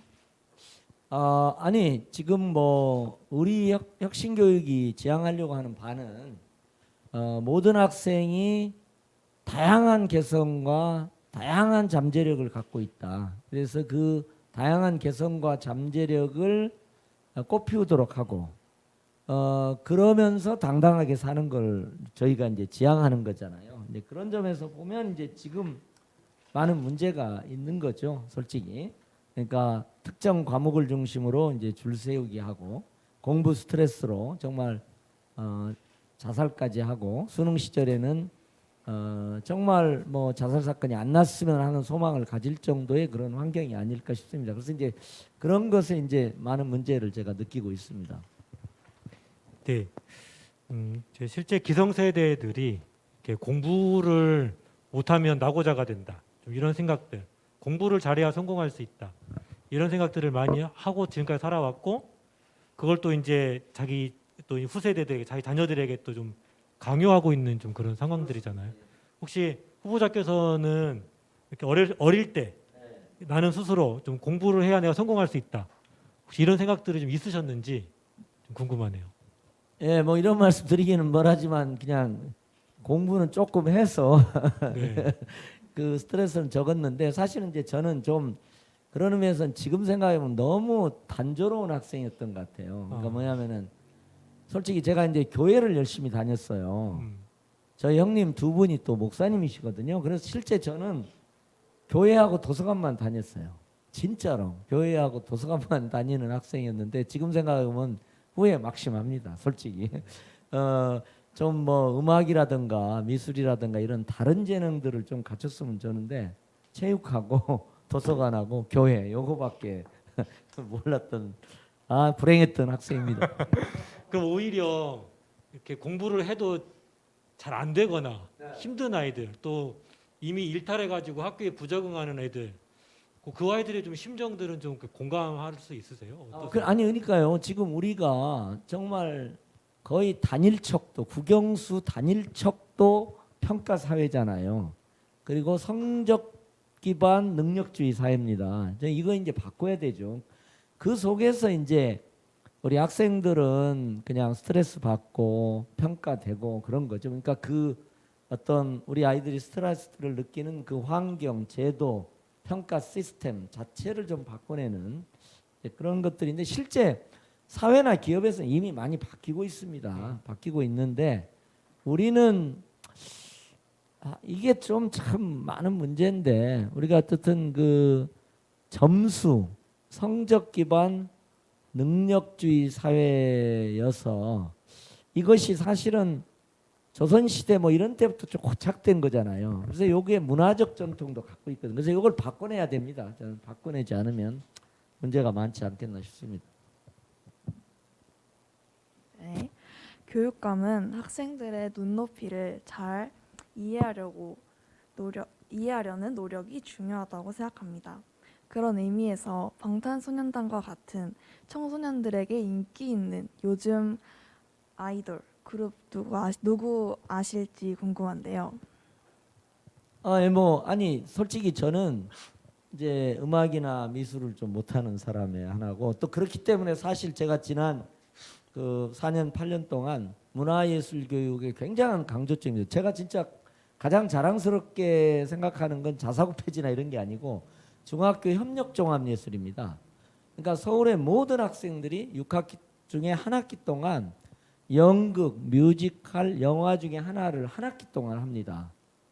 그래서 대개 뮤지컬이나 영화를 많이 하더라고요. 모든 학급 학생이 다 참여해서 주연 배우, 조명, 시나리오 이렇게 해가지고 하더라고요. 저는 정말 문화예술적 감성을 갖는 아이들이 이제 성장했으면 하는 생각을 개인적으로는 좀 갖고 있습니다. 그래서 그런 다양한 재능이 다양한 방식으로 꽃피우고 그리고 뭐라 그럴까 당당하게 살 수 있는.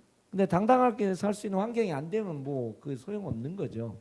그래서 저는 뭐 그런 생각들을 좀 갖고 있습니다. 네, 아이돌은 잘 모르시는 것 같습니다. 네, 다음 질문. 아이돌은 뭐 제가 BTS 아니 저는 솔직히 제가 좀 약하기 때문에 자꾸 들어봐요.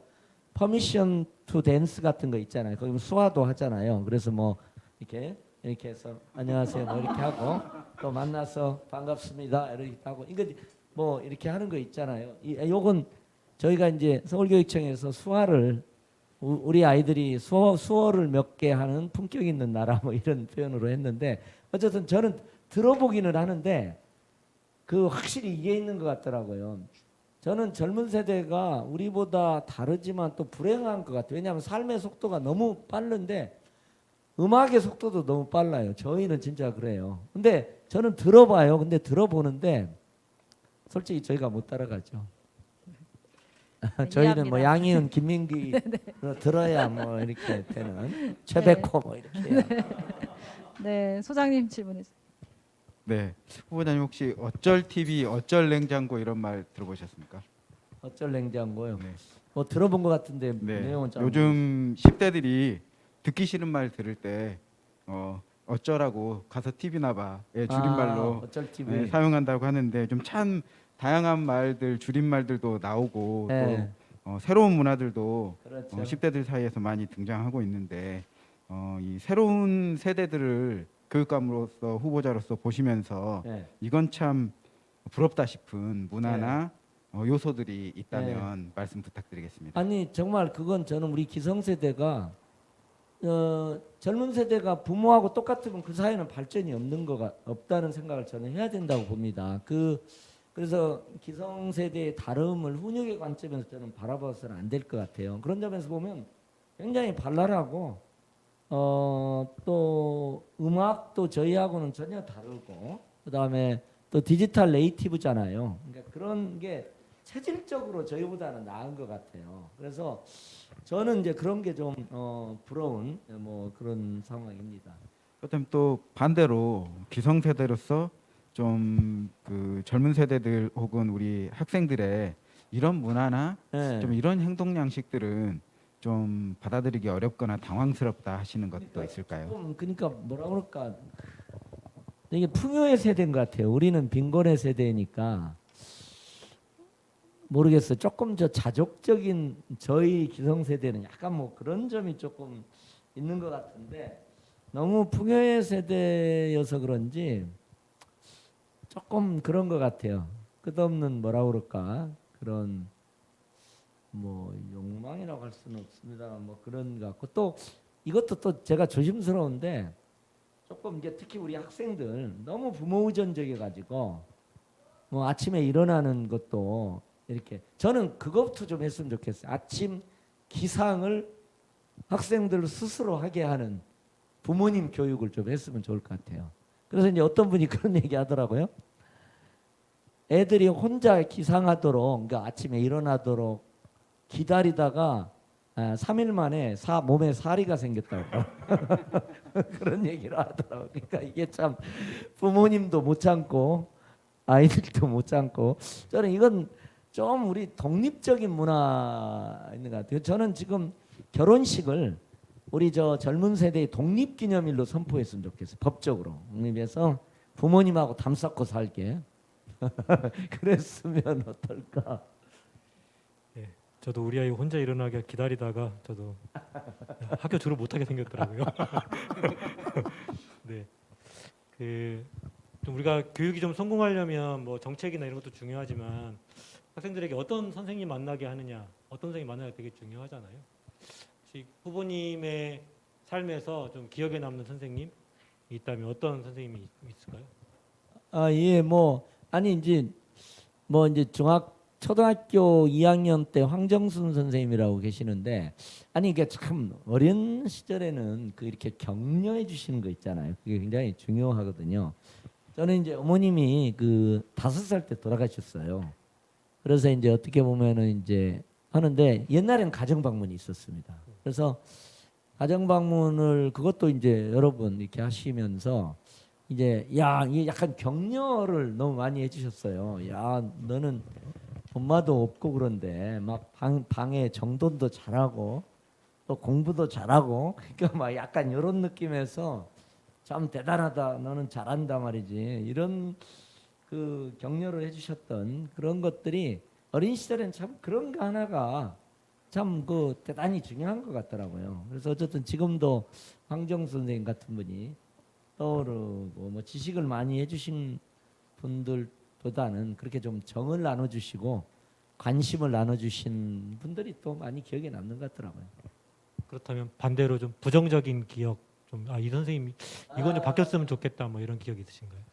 우리 뭐 저는 많이 맞지는 않았는데 아니 지금은 옛날에는 우리 PVC 선생님이라고 하신 분이 계셨어요. PVC로 PVC가 얇은데 야리야리 해가지고 아파요. 근데 요거하고 이제 여기 그냥 PVC를 갖고 훈육을 했기 때문에 PVC예요 별명이. 그런 선생님이 있어요. 그러니까 지금 시작하면 선생님도 큰일 나시죠. 그렇게 하면 완전히 이제 체벌한 게 돼가지고 법적 문제가 될 수 있는데 이제 언제 스승의 날에 한번 모셨어요. 진짜 저희 서울교육에서 인터뷰하려고 그래 PVC 모셔가지고 PVC 선생님을요? 네, 모셔가지고 또 이제 수학 선생님도 원체 또 아이들을 정말 우리는 애정의 매로 느끼죠. 뭐 그게 뭐 남학생들이 PVC 맞는다고 뭐 하겠어요. 지금은 그렇지만 그러니까 이제 애정의 매로 사랑의 매로 생각하는데 이제 스승의 날에 진짜 한번 모셔가지고 인터뷰한다고 이렇게 화보에 낸다고 해서 해가지고 선생님 옛날 뭐 PVC로 많이 맞았습니다 우리. 그랬더니 내가 언제 PVC로 때린대요? 그런 거 큰일 나 안 돼. 막 이렇게 얘기를 하시더라고요.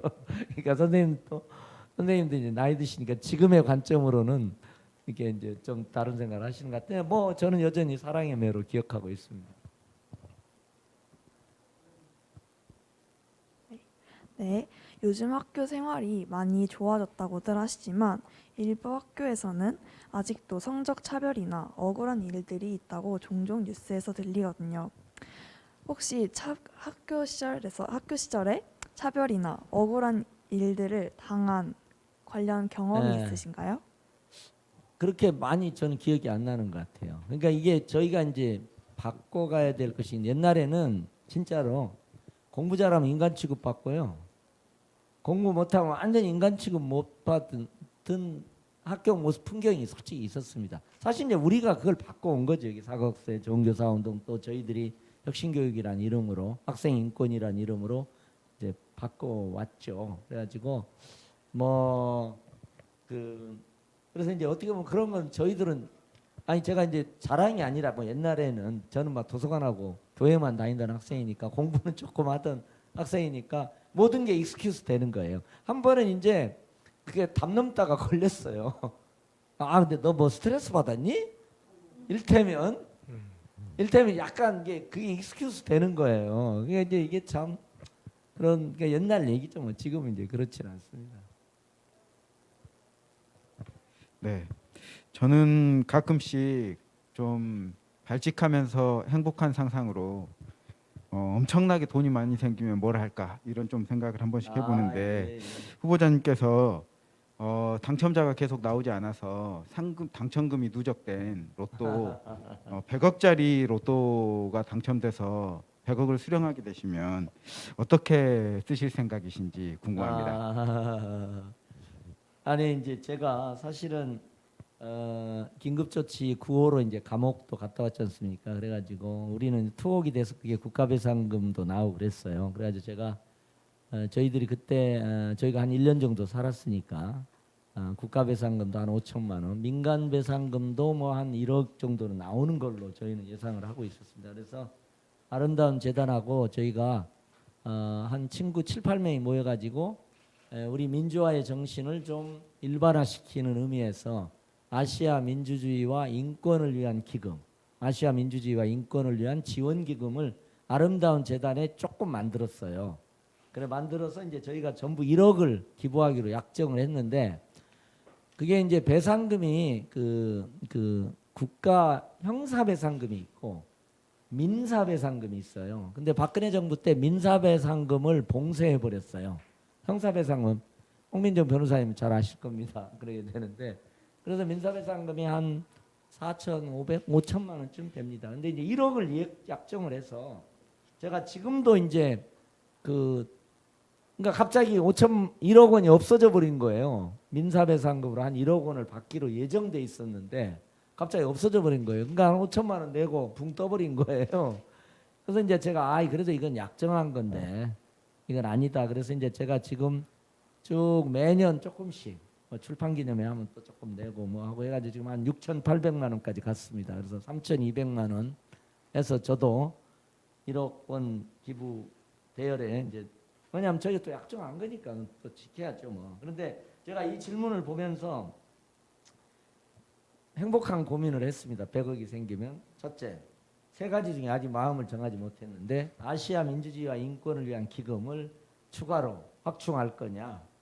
두 번째, 제가 꿈꾸고 있는 게 아시아 평화 연방입니다. 원래 유럽연합과 유사한 아시아 평화연합, 아시아 평화연방을 제가 그 교육감 되기 전에 약간 뭐 캠페인도 하고 운동도 하고 그런 뭐 했는데 아시아 정말 국경을 넘는 어떤 연대 기금을 하나 만들었으면 없을까? 그다음에 세 번째는 제가 이제 최근에는 교육감을 하다 보니까 교육을 통한 지구촌 공존 기금이라고 할까? 그러니까 일종의 국제 교육 지원 기금 같은 걸 한번 만들었으면 어떨까? 이런 생각을 제가 했는데 행복한 상상이죠. 세계에 뭐고 그런 생각을 한번 해봤습니다. 네, 뭐 연대도 또 좋고 한데 이렇게 아빠시지 않습니까? 저도 새 아이 아빠고 아빠들 입장에서 이제 아이를 기르는 게 그렇게 쉽지는 않은데 혹시 이제 후보님은 아이들에게 어떤 아빠셨는지, 네, 그리고 아빠로서 역할을 하기 위해 어떤 노력들을 하셨었는지 말씀 부탁드립니다. 예, 아니 저나 저 아내는 약간 자유방임형입니다. 그래가지고 그냥 그래도 너무 감사하죠. 뭐 알아서 잘 성장을 해준 거니까. 그리고 사실 부모님 입장에서는 아이들의 불만도 많아요. 왜 화장실에 가서 샤워하고 왜 수건을 말이야 한 번에 그냥 왕창 2개씩 쓰고 나오냐부터 시작해가지고 왜 화장실에 화장지를 그렇게 많이 쓰냐. 이 두루마리 있잖아요. 아마 우리 애들 한 5번 쓰면 다 없어질 거예요. 그러니까 이게 그런 식으로 불만이 많아요. 불만이 많은데 또 다른 한편에서 또 감사하죠. 뭐 솔직히 뭐 아무 탈 없이 이렇게 잘 성장을 해줘서 또 최근에는 또 결혼까지 해주니까 정말 요즘은 정말 참 세상이 바뀌었어요. 결혼해주면 그냥 정말 엎드려 감사하는 그런 느낌이 좀 있습니다. 그래서 뭐 어쨌든 그렇습니다. 네, 좋은 감사합니다. 아빠셨는지. 아니 저는 뭐 중립적 아빠입니다. 네. 그러면 할까요? 네네네. 저희 시간 관계상 그 채연님이 정책 질문하는 거 예. 시작해 주시면 감사하겠습니다. 네. 네, 학교 생활을 하다 보면 수업 진도를 따라가기도 벅차고 시험에 대한 압박감과 경쟁에서 오는 스트레스가 클 때가 정말 많습니다. 배운다는 것이 행복한 것이라고 말하면서 학교는 그렇게 하지 못할 때가 많습니다. 경쟁 교육을 해결할 수 있는 방안들을 말씀해 주세요. 예, 뭐 그냥 짧게 사실은 이제 우리가 추구하는 혁신교육의 큰 방향이 다 이거하고 연관이 돼 있는데요. 앞서 말씀드린 대로 경쟁교육을 어떻게 협력교육으로 바꿀 거냐. 이제 그걸 하려면은 경쟁이 협력으로 전환되려면 그것에 환경이 있어야 되잖아요. 그런데 이제 그런 점에서 보면 이 경쟁을 일으키는 근본 원인인 이 서열 체제를 어떻게 하면 해소하거나 완화할 것이냐 하는 게 중요할 것 같습니다. 근데 어떻게 보면 우리 직업도 서열화돼 있고 사회가 서열화돼 있고 또 대학이 서열화돼 있고 또 그것에 그 대학에 서열화된 상층 인류대학에 가기 위한 서열화된 고객체제가 존재하고 있는 거죠. 그 서열화된 고객체제 또 상층을 가기 위한 노력을 뭐 초등학교 유치원에서부터 이제 과외를 시작하는 이런 구조로 지금 돼 있고 거기서 이제 지나친 경쟁 그리고 마스맨 스트레스와 불안이 있어서 기본적으로 이런 저는 이게 수직 서열화된 고객 체제. 근데 수직 서열화된 고객 체제를 바꾸려면 수직 서열화된 대학 체제를 바꿔야 될 것 같아요. 그래서 어쨌든 요걸 어떻게 수평적 다양성의 수평적 다양성의 체제로 전환할 것인가 하는 게 중요하고 제가 뭐 자사고의 일반고 전환, 국제중의 일반고 전환도 다 이거하고 다 연관이 돼 있죠. 서열의 완화라고 하는 그런 게 있는 겁니다. 그래서 어쨌든 그런 게 이제 중요하고 그러나 이제 그 서열이 현존하는 상황 속에서도 어떻게 배움의 즐거움을 느끼는 이 수업을 할 수 있도록 할 것이냐 하는 면에서는 여러 가지 그 안에 노력이 필요한 것 같아요. 그래서 말하자면 저희가 얘기하는 학생들이 주제 중심의 프로젝트 수업이라든지 그다음에 뭐 생각하는 힘을 기르는 교실 저희가 이제 생각을 쓰는 교실이다. 뭐 이제 뭐 이런 거라든지 또 실생활과 연관된 다양한 어떤 독서 연계, 토론 수업 뭐 이런 것들을 그 시스템 안에서도 이렇게 얘기를 하고 제가 생각하고 있는 생각은 일단 결국은 교육 과정을 다양화하는 것 같아요. 그래도 그나마도 서열화된 현재 체제 내에서도 과정을 좀 다양화하는 트랙을 다양화하는 그게 그나마도 경쟁 교육의 폐해를 줄이는 게 아닐까 이렇게 생각하고 있습니다. 근데 이제 그 지금까지 쭉 이런 이제 처음 취임 초기부터 사실은 이제 경쟁 교육 해소에 대해서 말씀을 해주셨고 그래서 이제 지금까지 말씀해주신 이런 노력들을 쭉 해주셨잖아요. 네. 근데 여전히 이제 학생들이나 학부모들이 체감하는 그런 이제 경쟁 교육의 완화나 이런 것들은 여전히 조금 아직 바뀐 게 별로 없다 이제 이런 말들도 많이 하고 그래서 예. 이제 현직 8년 동안 하시면서 그래도 어느 정도의 어떤 변화들을 좀 있다고 느끼시는지 그리고 아쉬운 점은 또 어떤 것들이 있는지 예. 말씀해 주시면. 아니 그래서 이제 저도 지금 김영식 선생님이 얘기하는 걸 저도 사실 고민을 합니다. 네. 고민을 해서 그러니까 이제 예를 들면 8년 동안 크게 바뀐 게 없지 않느냐. 아까 제가 이제 뭐 뺄셈행 정도 얘기했지만 교원 업무라는 면에서 바뀐 게 없지 않냐 이렇게도 얘기할 수 있거든요. 그러면 저는 두 가지를 얘기하고 싶더라고요. 저는 이제 물론 조희연 변호론이지만 많이 바뀌었죠. 안 바뀌었다고 하는 것은 저는 사실은 아니 많이 바뀌었지만 우리의 어떤 그 눈높이가 여전히 혹은 이상이 멀리 있는 거죠. 그러니까 갈 길이 멀기. 그러니까 우리가 이렇게 많이 바뀌었음에도 불구하고 갈 길이 먼 거죠. 예컨대 제가 예를 들면 이렇게 말씀드리겠습니다. 학교 업무 정상화, 공문의 축소, 정책사업 축소 이게 이제 저희가 뺄셈 행정의 주요한 내용인데 예를 들면 이렇습니다. 옛날에는 1년에 8,000건의 공문이 있었습니다. 하루에 20건 이상입니다. 잘 아시겠죠? 그러면 이제 그게 15,000건으로 늘었어요. 왜냐? 지자체에서 오는 공문도 많이 마을 결합형 교육을 하니까 늘어날 거 아니에요. 뭐 있죠. 그다음에 지자체에서 오는 공문이 많죠. 사회가 복잡해지니까 이제 새로운 문제들이 뭐 사건이 나잖아요. 기초학력 문제가 난다. 그러면 또 그게 행정체계상 전달할 수밖에 없단 말이에요. 그래서 15,000건이 됐어요. 근데 저희가 실제는 5,000건으로 줄인 겁니다. 그렇죠? 3분의 1로 줄인 거이고 3,000건을 8,000건에 3,000건 줄였는데 그러면 지금 만족하는 분이 있을까요? 그러니까 저는 이제 우리의 이상이 높으니까 그런 거죠. 자, 제가 김영수 선생님한테도 이렇게 말씀드릴게요.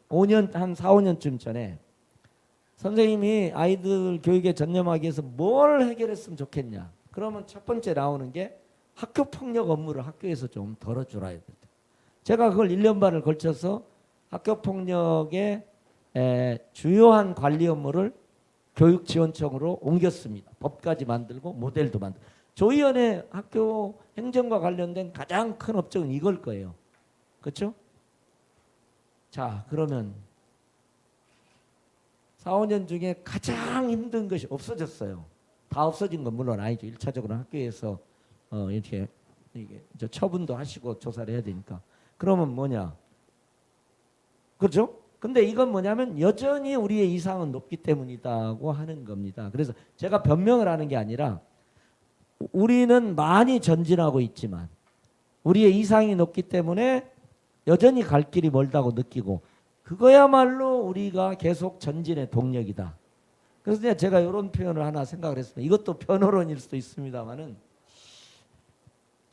교육혁명은 사건이 아니라 과정이 아닐까?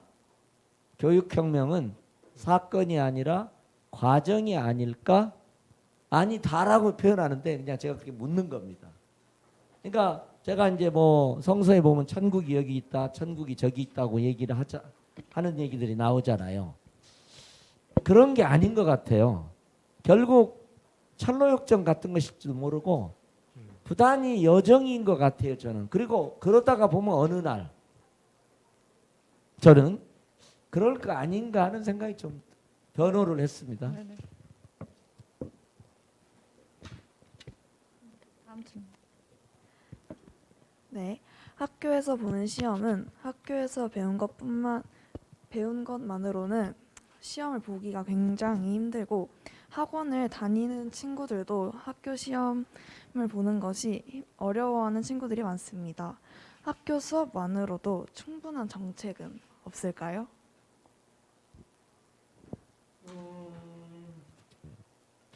사실은 이제 우리들이 이상으로 생각하는 부분은 학교의 공교육만으로 우리 학생들의 교육이 완료되는 그리고 아주 보충적으로 사교육이 존재하는 상태일 겁니다. 근데 현실은 그게 아니죠.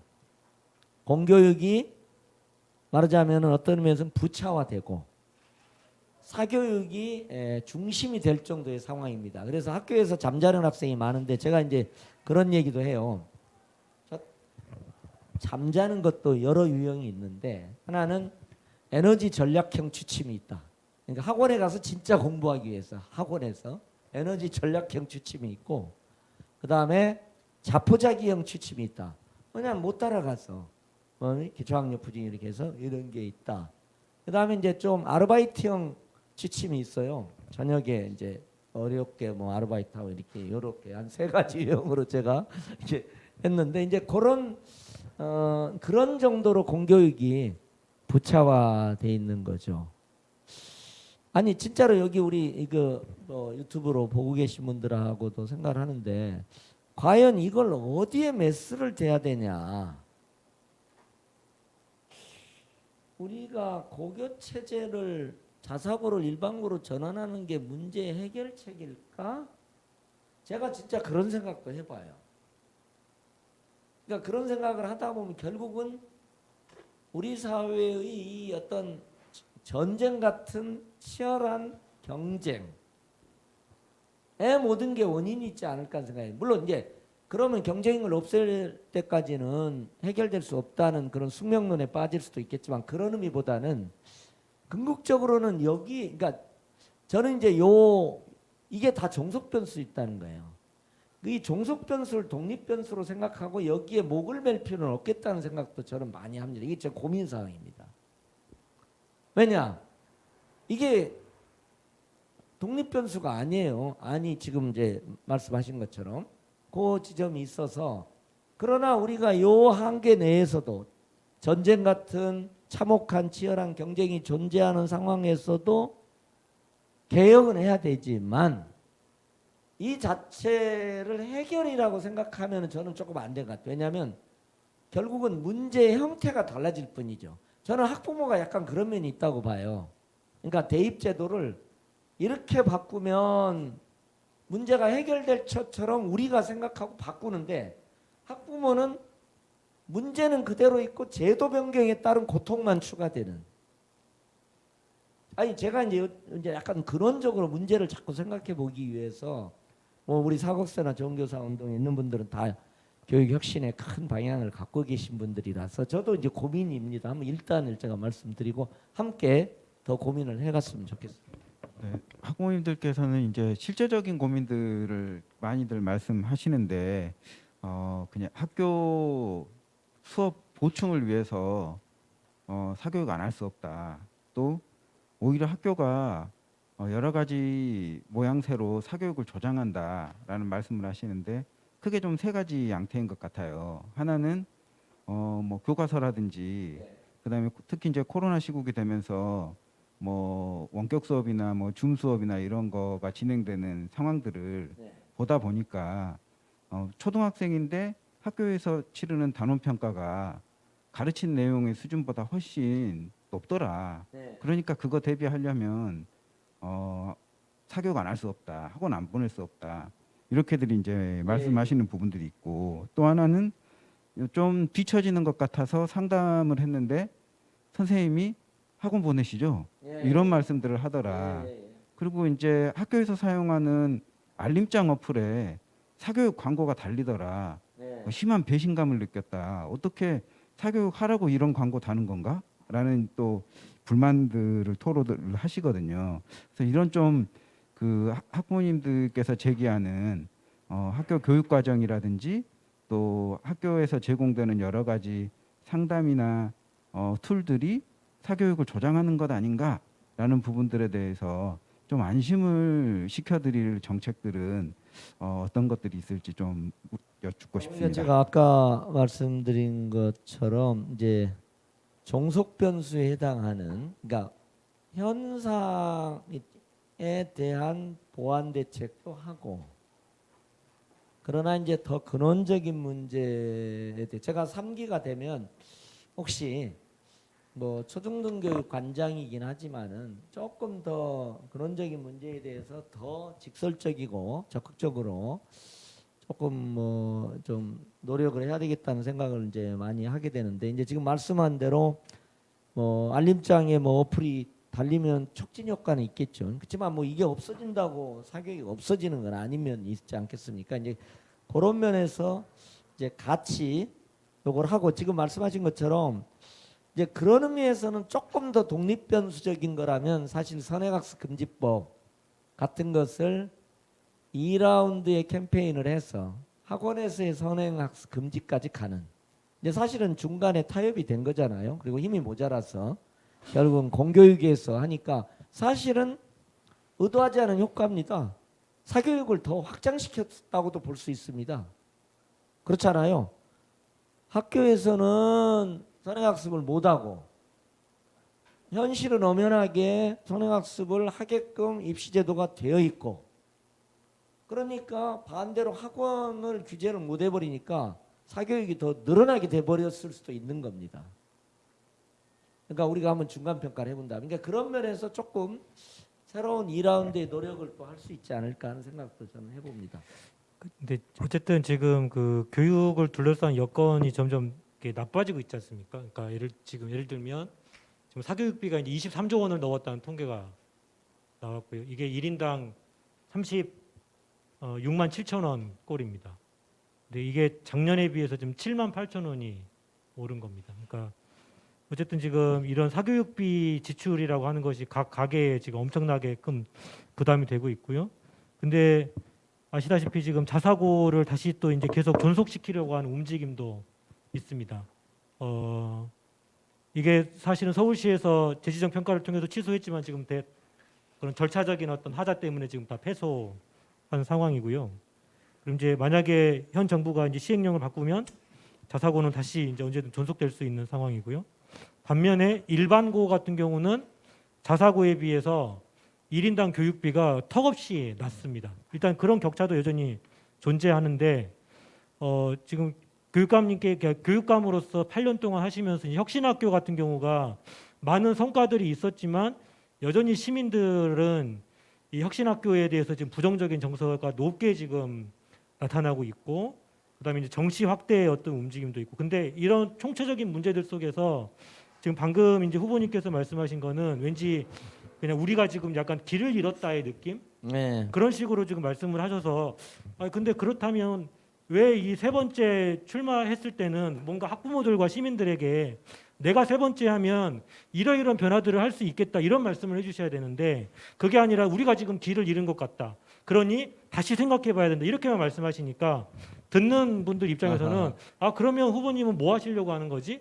이런 생각이 들 예. 것 같거든요. 제가 이제 그 점은 길을 잃었으니까 뭐 이거 하자 이런 취지가 아니고, 네. 우리의 해법을 훨씬 더 종합적이고 거시적으로 가져가야 되지 않겠냐. 기존에 우리의 해법들이 좀 미시적이었던 게 아니냐 싶은 생각이 든 거예요. 예를 들면 저 같은 경우에 대학 입시제도 개혁이라든가 대학 학벌체제 개혁, 제가 뭐 대학 학벌체제 개혁에 대한 안도 냈습니다마는 이런 부분에 대해서 더 총력을 집중해야 되겠구나 이런 생각이 들고요. 지금 사교육의 조장이라든가 이런 문제에 대해서 제가 사실은 기본적인 틀은 다 했다고 봐요. 첫째, 자사고의 일반고 전환, 그 다음에 국제중의 일반중 전환, 그 다음에 중학교 수준에서 석차 백분율제 폐지 다 했죠. 여전히 자사고 예고는 많지 않죠. 네. 그러나 이제 이게 어떻게 보면은 뒤집힌 거죠. 그죠? 그러니까 이제 어떻게 보면 이게 역사라는 게 계속 전진만 하는 게 아닙니다. 거대한 반동의 시대일 수도 있고 역전의 시대인 겁니다. 이걸 이제 막아내야 되는 겁니다. 조 의원이 대한민국 공교육의 마지막 보루라고 저는 이번에 나서면서 이제 얘기를 하고, 대한민국의 교육이 뒤로 갈 때 마지막 버팀목이 되겠다, 이렇게 이제 말씀을 드리는 이유도 이제 여기 있는 겁니다. 그리고 이제 그러면서 더 근원적인 어떤 해법들을 이제 가져가자 이런 거고, 이제 지금 이제 일반고 아까 뭐 그 학비 문제 말씀드렸습니다만, 제가 이제 일반고 전성 시대라는 정책으로 7년 동안 지속되어 온 정책이 일반고에서 자사고나 외고에 비교해서 돈이 없어서 교육 프로그램을, 다양한 교육 프로그램을 못하는 건 없도록 하겠다고 그래서 1년에 한 8천만 원 내지 1억 원 정도를 7년 동안 일관되게 지금 지속이 되고 있습니다. 그렇게 이제 있는 거죠. 이제 어떻게 보면 이제 그럼에도 불구하고 정시 확대도 있는 겁니다. 그죠? 그러면 이제 우리가 예를 들면 이런 거죠. 당위를 얘기하는 게 중요한 게, 저는 이제 왜 정시 확대가 되냐? 그러면 이제 저는 이것까지 우리가 고민을 하면서 전진을 해야 되는 겁니다. 자, 정시 확대에 대해서 이게 수시에 대해서 교사의 80%가 찬성을 하고, 그렇죠? 그다음에 그런데 학부모의 80%가 반대를 하는 겁니다. 이 리얼리티, 이 현실에 대해서 우리가 교육단체와 교육청이 훨씬 더 거시적으로 문제를 접근해야 된다는 거예요. 그러니까 학부모의 인식과 이게 불절차이기 때문에 이렇게만 하고, 그러니까 문재인 정부가 사실은 역전을 해버린 거잖아요. 어떻게 보면 저는 이제 문재인 정부가 가장 잘못한 게 이거라고 봐요. 정시 확대를 했고 지금은 40%까지 이제 올라가 있는 상태입니다. 그래서 이제 우리는 이제 바로 이 근원적인, 그리고 제가 이제 어떤 의미에서 대학 학벌 체제 문제도 저희 친구들 대학 학벌 운동이라든가 하는 사람들 얘기를 합니다. 대선 때만 그 얘기 꺼내지 말아라. 5년 동안 시민을 설득해야 된다. 시민의 상식을 바꾸자.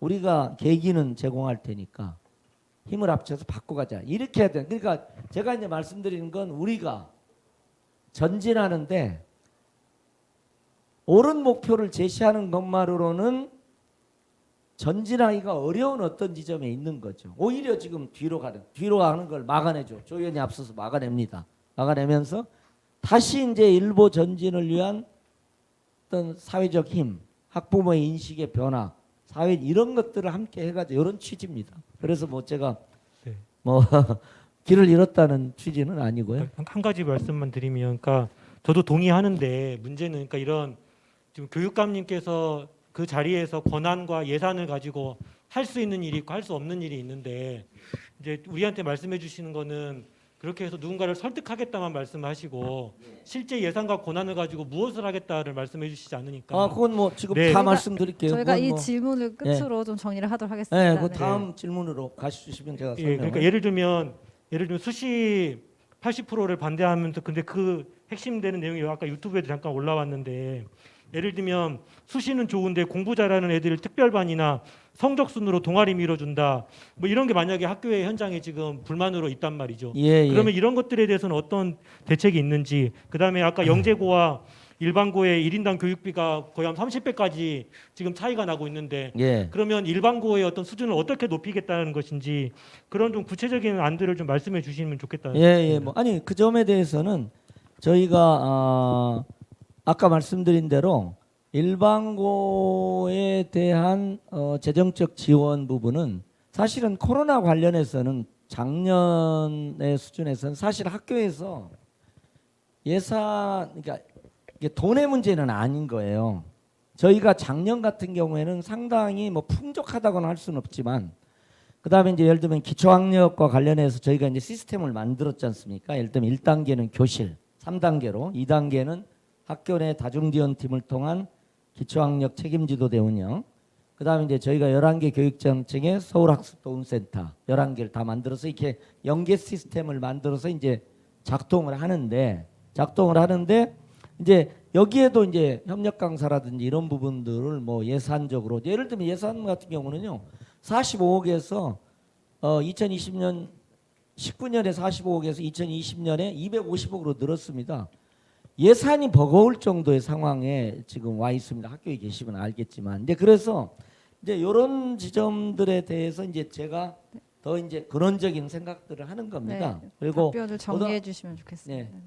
네. 예, 고등학교 같은 경우는 이제 특별히 이제 고교 학점제가 굉장히 중요한 계기입니다. 그러니까 자사고 일반 외고가 교육 과정의 자율성을 학원형 입시 사교육으로 이렇게 하는 거거든요. 근데 그 교육 과정의 자율성이 일반고한테 주어진 겁니다. 그게 고교 학점제와 관련돼 있는 거고. 그래서 고교 학점제라는 제도 전환을 계기로 저희가 이제 다양한 뭐 거점형부터 시작하고 또 무크형 강의 뭐 이런 것들을 통해서 재정 지원과 함께 그래서 이제 어떻게 보면 일반고에 내에서 말하자면 과거에 자사고나 외고에서 기대했던 것들이 실현되도록 하는 행정적, 재정적 지원을 뭐 다양한 형태로 거의 모든 종류의 것들을 지금 하고 있습니다. 제가 이제 아까 말씀드린 것은 그것을 넘어서 우리가 더 뭘 할 거인가에 대한 고민을 이제 공유하고자 말씀드린 겁니다. 네, 감사합니다. 긴 시간 너무 고생하셨고요. 이제 마지막으로 유튜브 이제 댓글들 공유를 하고 싶은데요. 질문은 시간 네. 저희가 다른 후보들과 동일한 시간을 좀 드려야 되기 때문에 답변 시간이 좀 늘어져서 여기까지 좀 정리를 하도록 하겠습니다. 질문을 드려야 되는데 사실 질문을 드릴 시간은 좀 부족해서 나왔던 의견들 좀 말씀드리겠습니다. 지님께서 학습과 돌봄과 관련된 현장의 문제를 좀 인식해 주시고 대다수 학생들의 학습이 학교에서 이루어질 수 있도록 하기 위한 구체적인 정책 대안을 제시해 주십시오라는 의견을 또 주셨고요. 또 다른 분께서는 HS님께서는 수시는 좋은데 공부 잘하는 아이들 특별반이다 성적 순으로 동아리 밀어주는 것 이런 문제들이 교육 현장에서 가장 큰 문제이다라는 지적들을 또 해주셨습니다. 그러니까 이런 당부들 또 지적들을 잘 들어주셔서 만약에 교육감이 또 되신다면 이것들을 해결할 수 있는 정책들도 마련해 주시기를 부탁드리겠습니다. 저희 마지막으로 후보님의 각오하고 싶은 말씀 듣고 마치도록 하겠습니다. 예. 죄송합니다. 앞에 그 뒤에 이제 다양한 질문들이 있으셔가지고 지금 구본장님이나 김영우 선생님이 얘기하셨던 것과 관련된 것들이 있어서 그때 말씀드리려고 했는데 죄송합니다. 어쨌든 가장 중요한 부분의 하나는 우리가 더 진전해야 될 과제가 많은데 그나마 우리가 전진해온 성취해온 혁신교육의 큰 길이 말하자면 퇴행할 역전될 굉장한 위기의 순간에 있다고 생각합니다. 그래서 제가 정말 이러한 혁신교육의 마지막 보루가 되겠다는 생각으로 또 공교육을 지키는 마지막 보루가 되겠다는 심정으로 임하고 있다는 말씀을 드리고요. 앞서도 말씀드렸습니다마는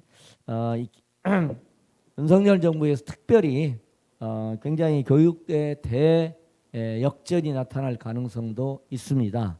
사실은 우리가 미래교육의 거대한 물결이 또 한편에서는 오고 있거든요. 거대한 대전환의 시기고 교육 대전환의 그런 도전이 우리에게 있습니다. 그러니까 한편에서 보면 이런 거대한 교육 영역에서 역전을 막아내고 그리고 미래교육으로의 또 한 단계 전진을 우리가 만들어내는 것이 이제 중요하지 않을까 하는 생각이 들고요.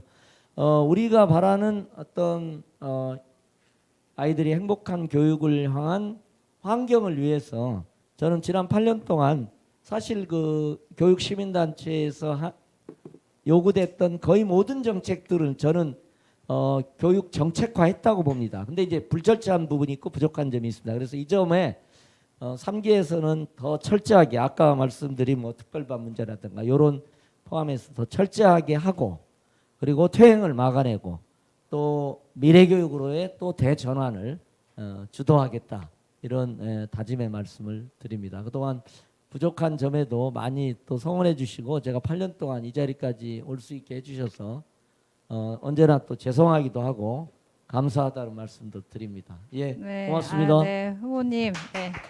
긴 시간 동안 너무 고생하셨습니다. 다시 한번 큰 박수를 좀 부탁드리겠습니다. 네, 지금까지 시청해주신 시민분들 감사합니다. 저희는 24일에 이번 면접과 사전 질의서를 바탕으로 한 총평을 보도자료로 발표할 예정입니다. 끝까지 관심 부탁드리겠습니다. 이번 면접과 또 보도자료가 우리 교육을 바꿀 교육감을 선택하는 데 도움이 되길 바랍니다. 이상으로 제8회 전국 동시지방선거 서울시 교육감 국민면접을 마치도록 하겠습니다. 네, 감사합니다.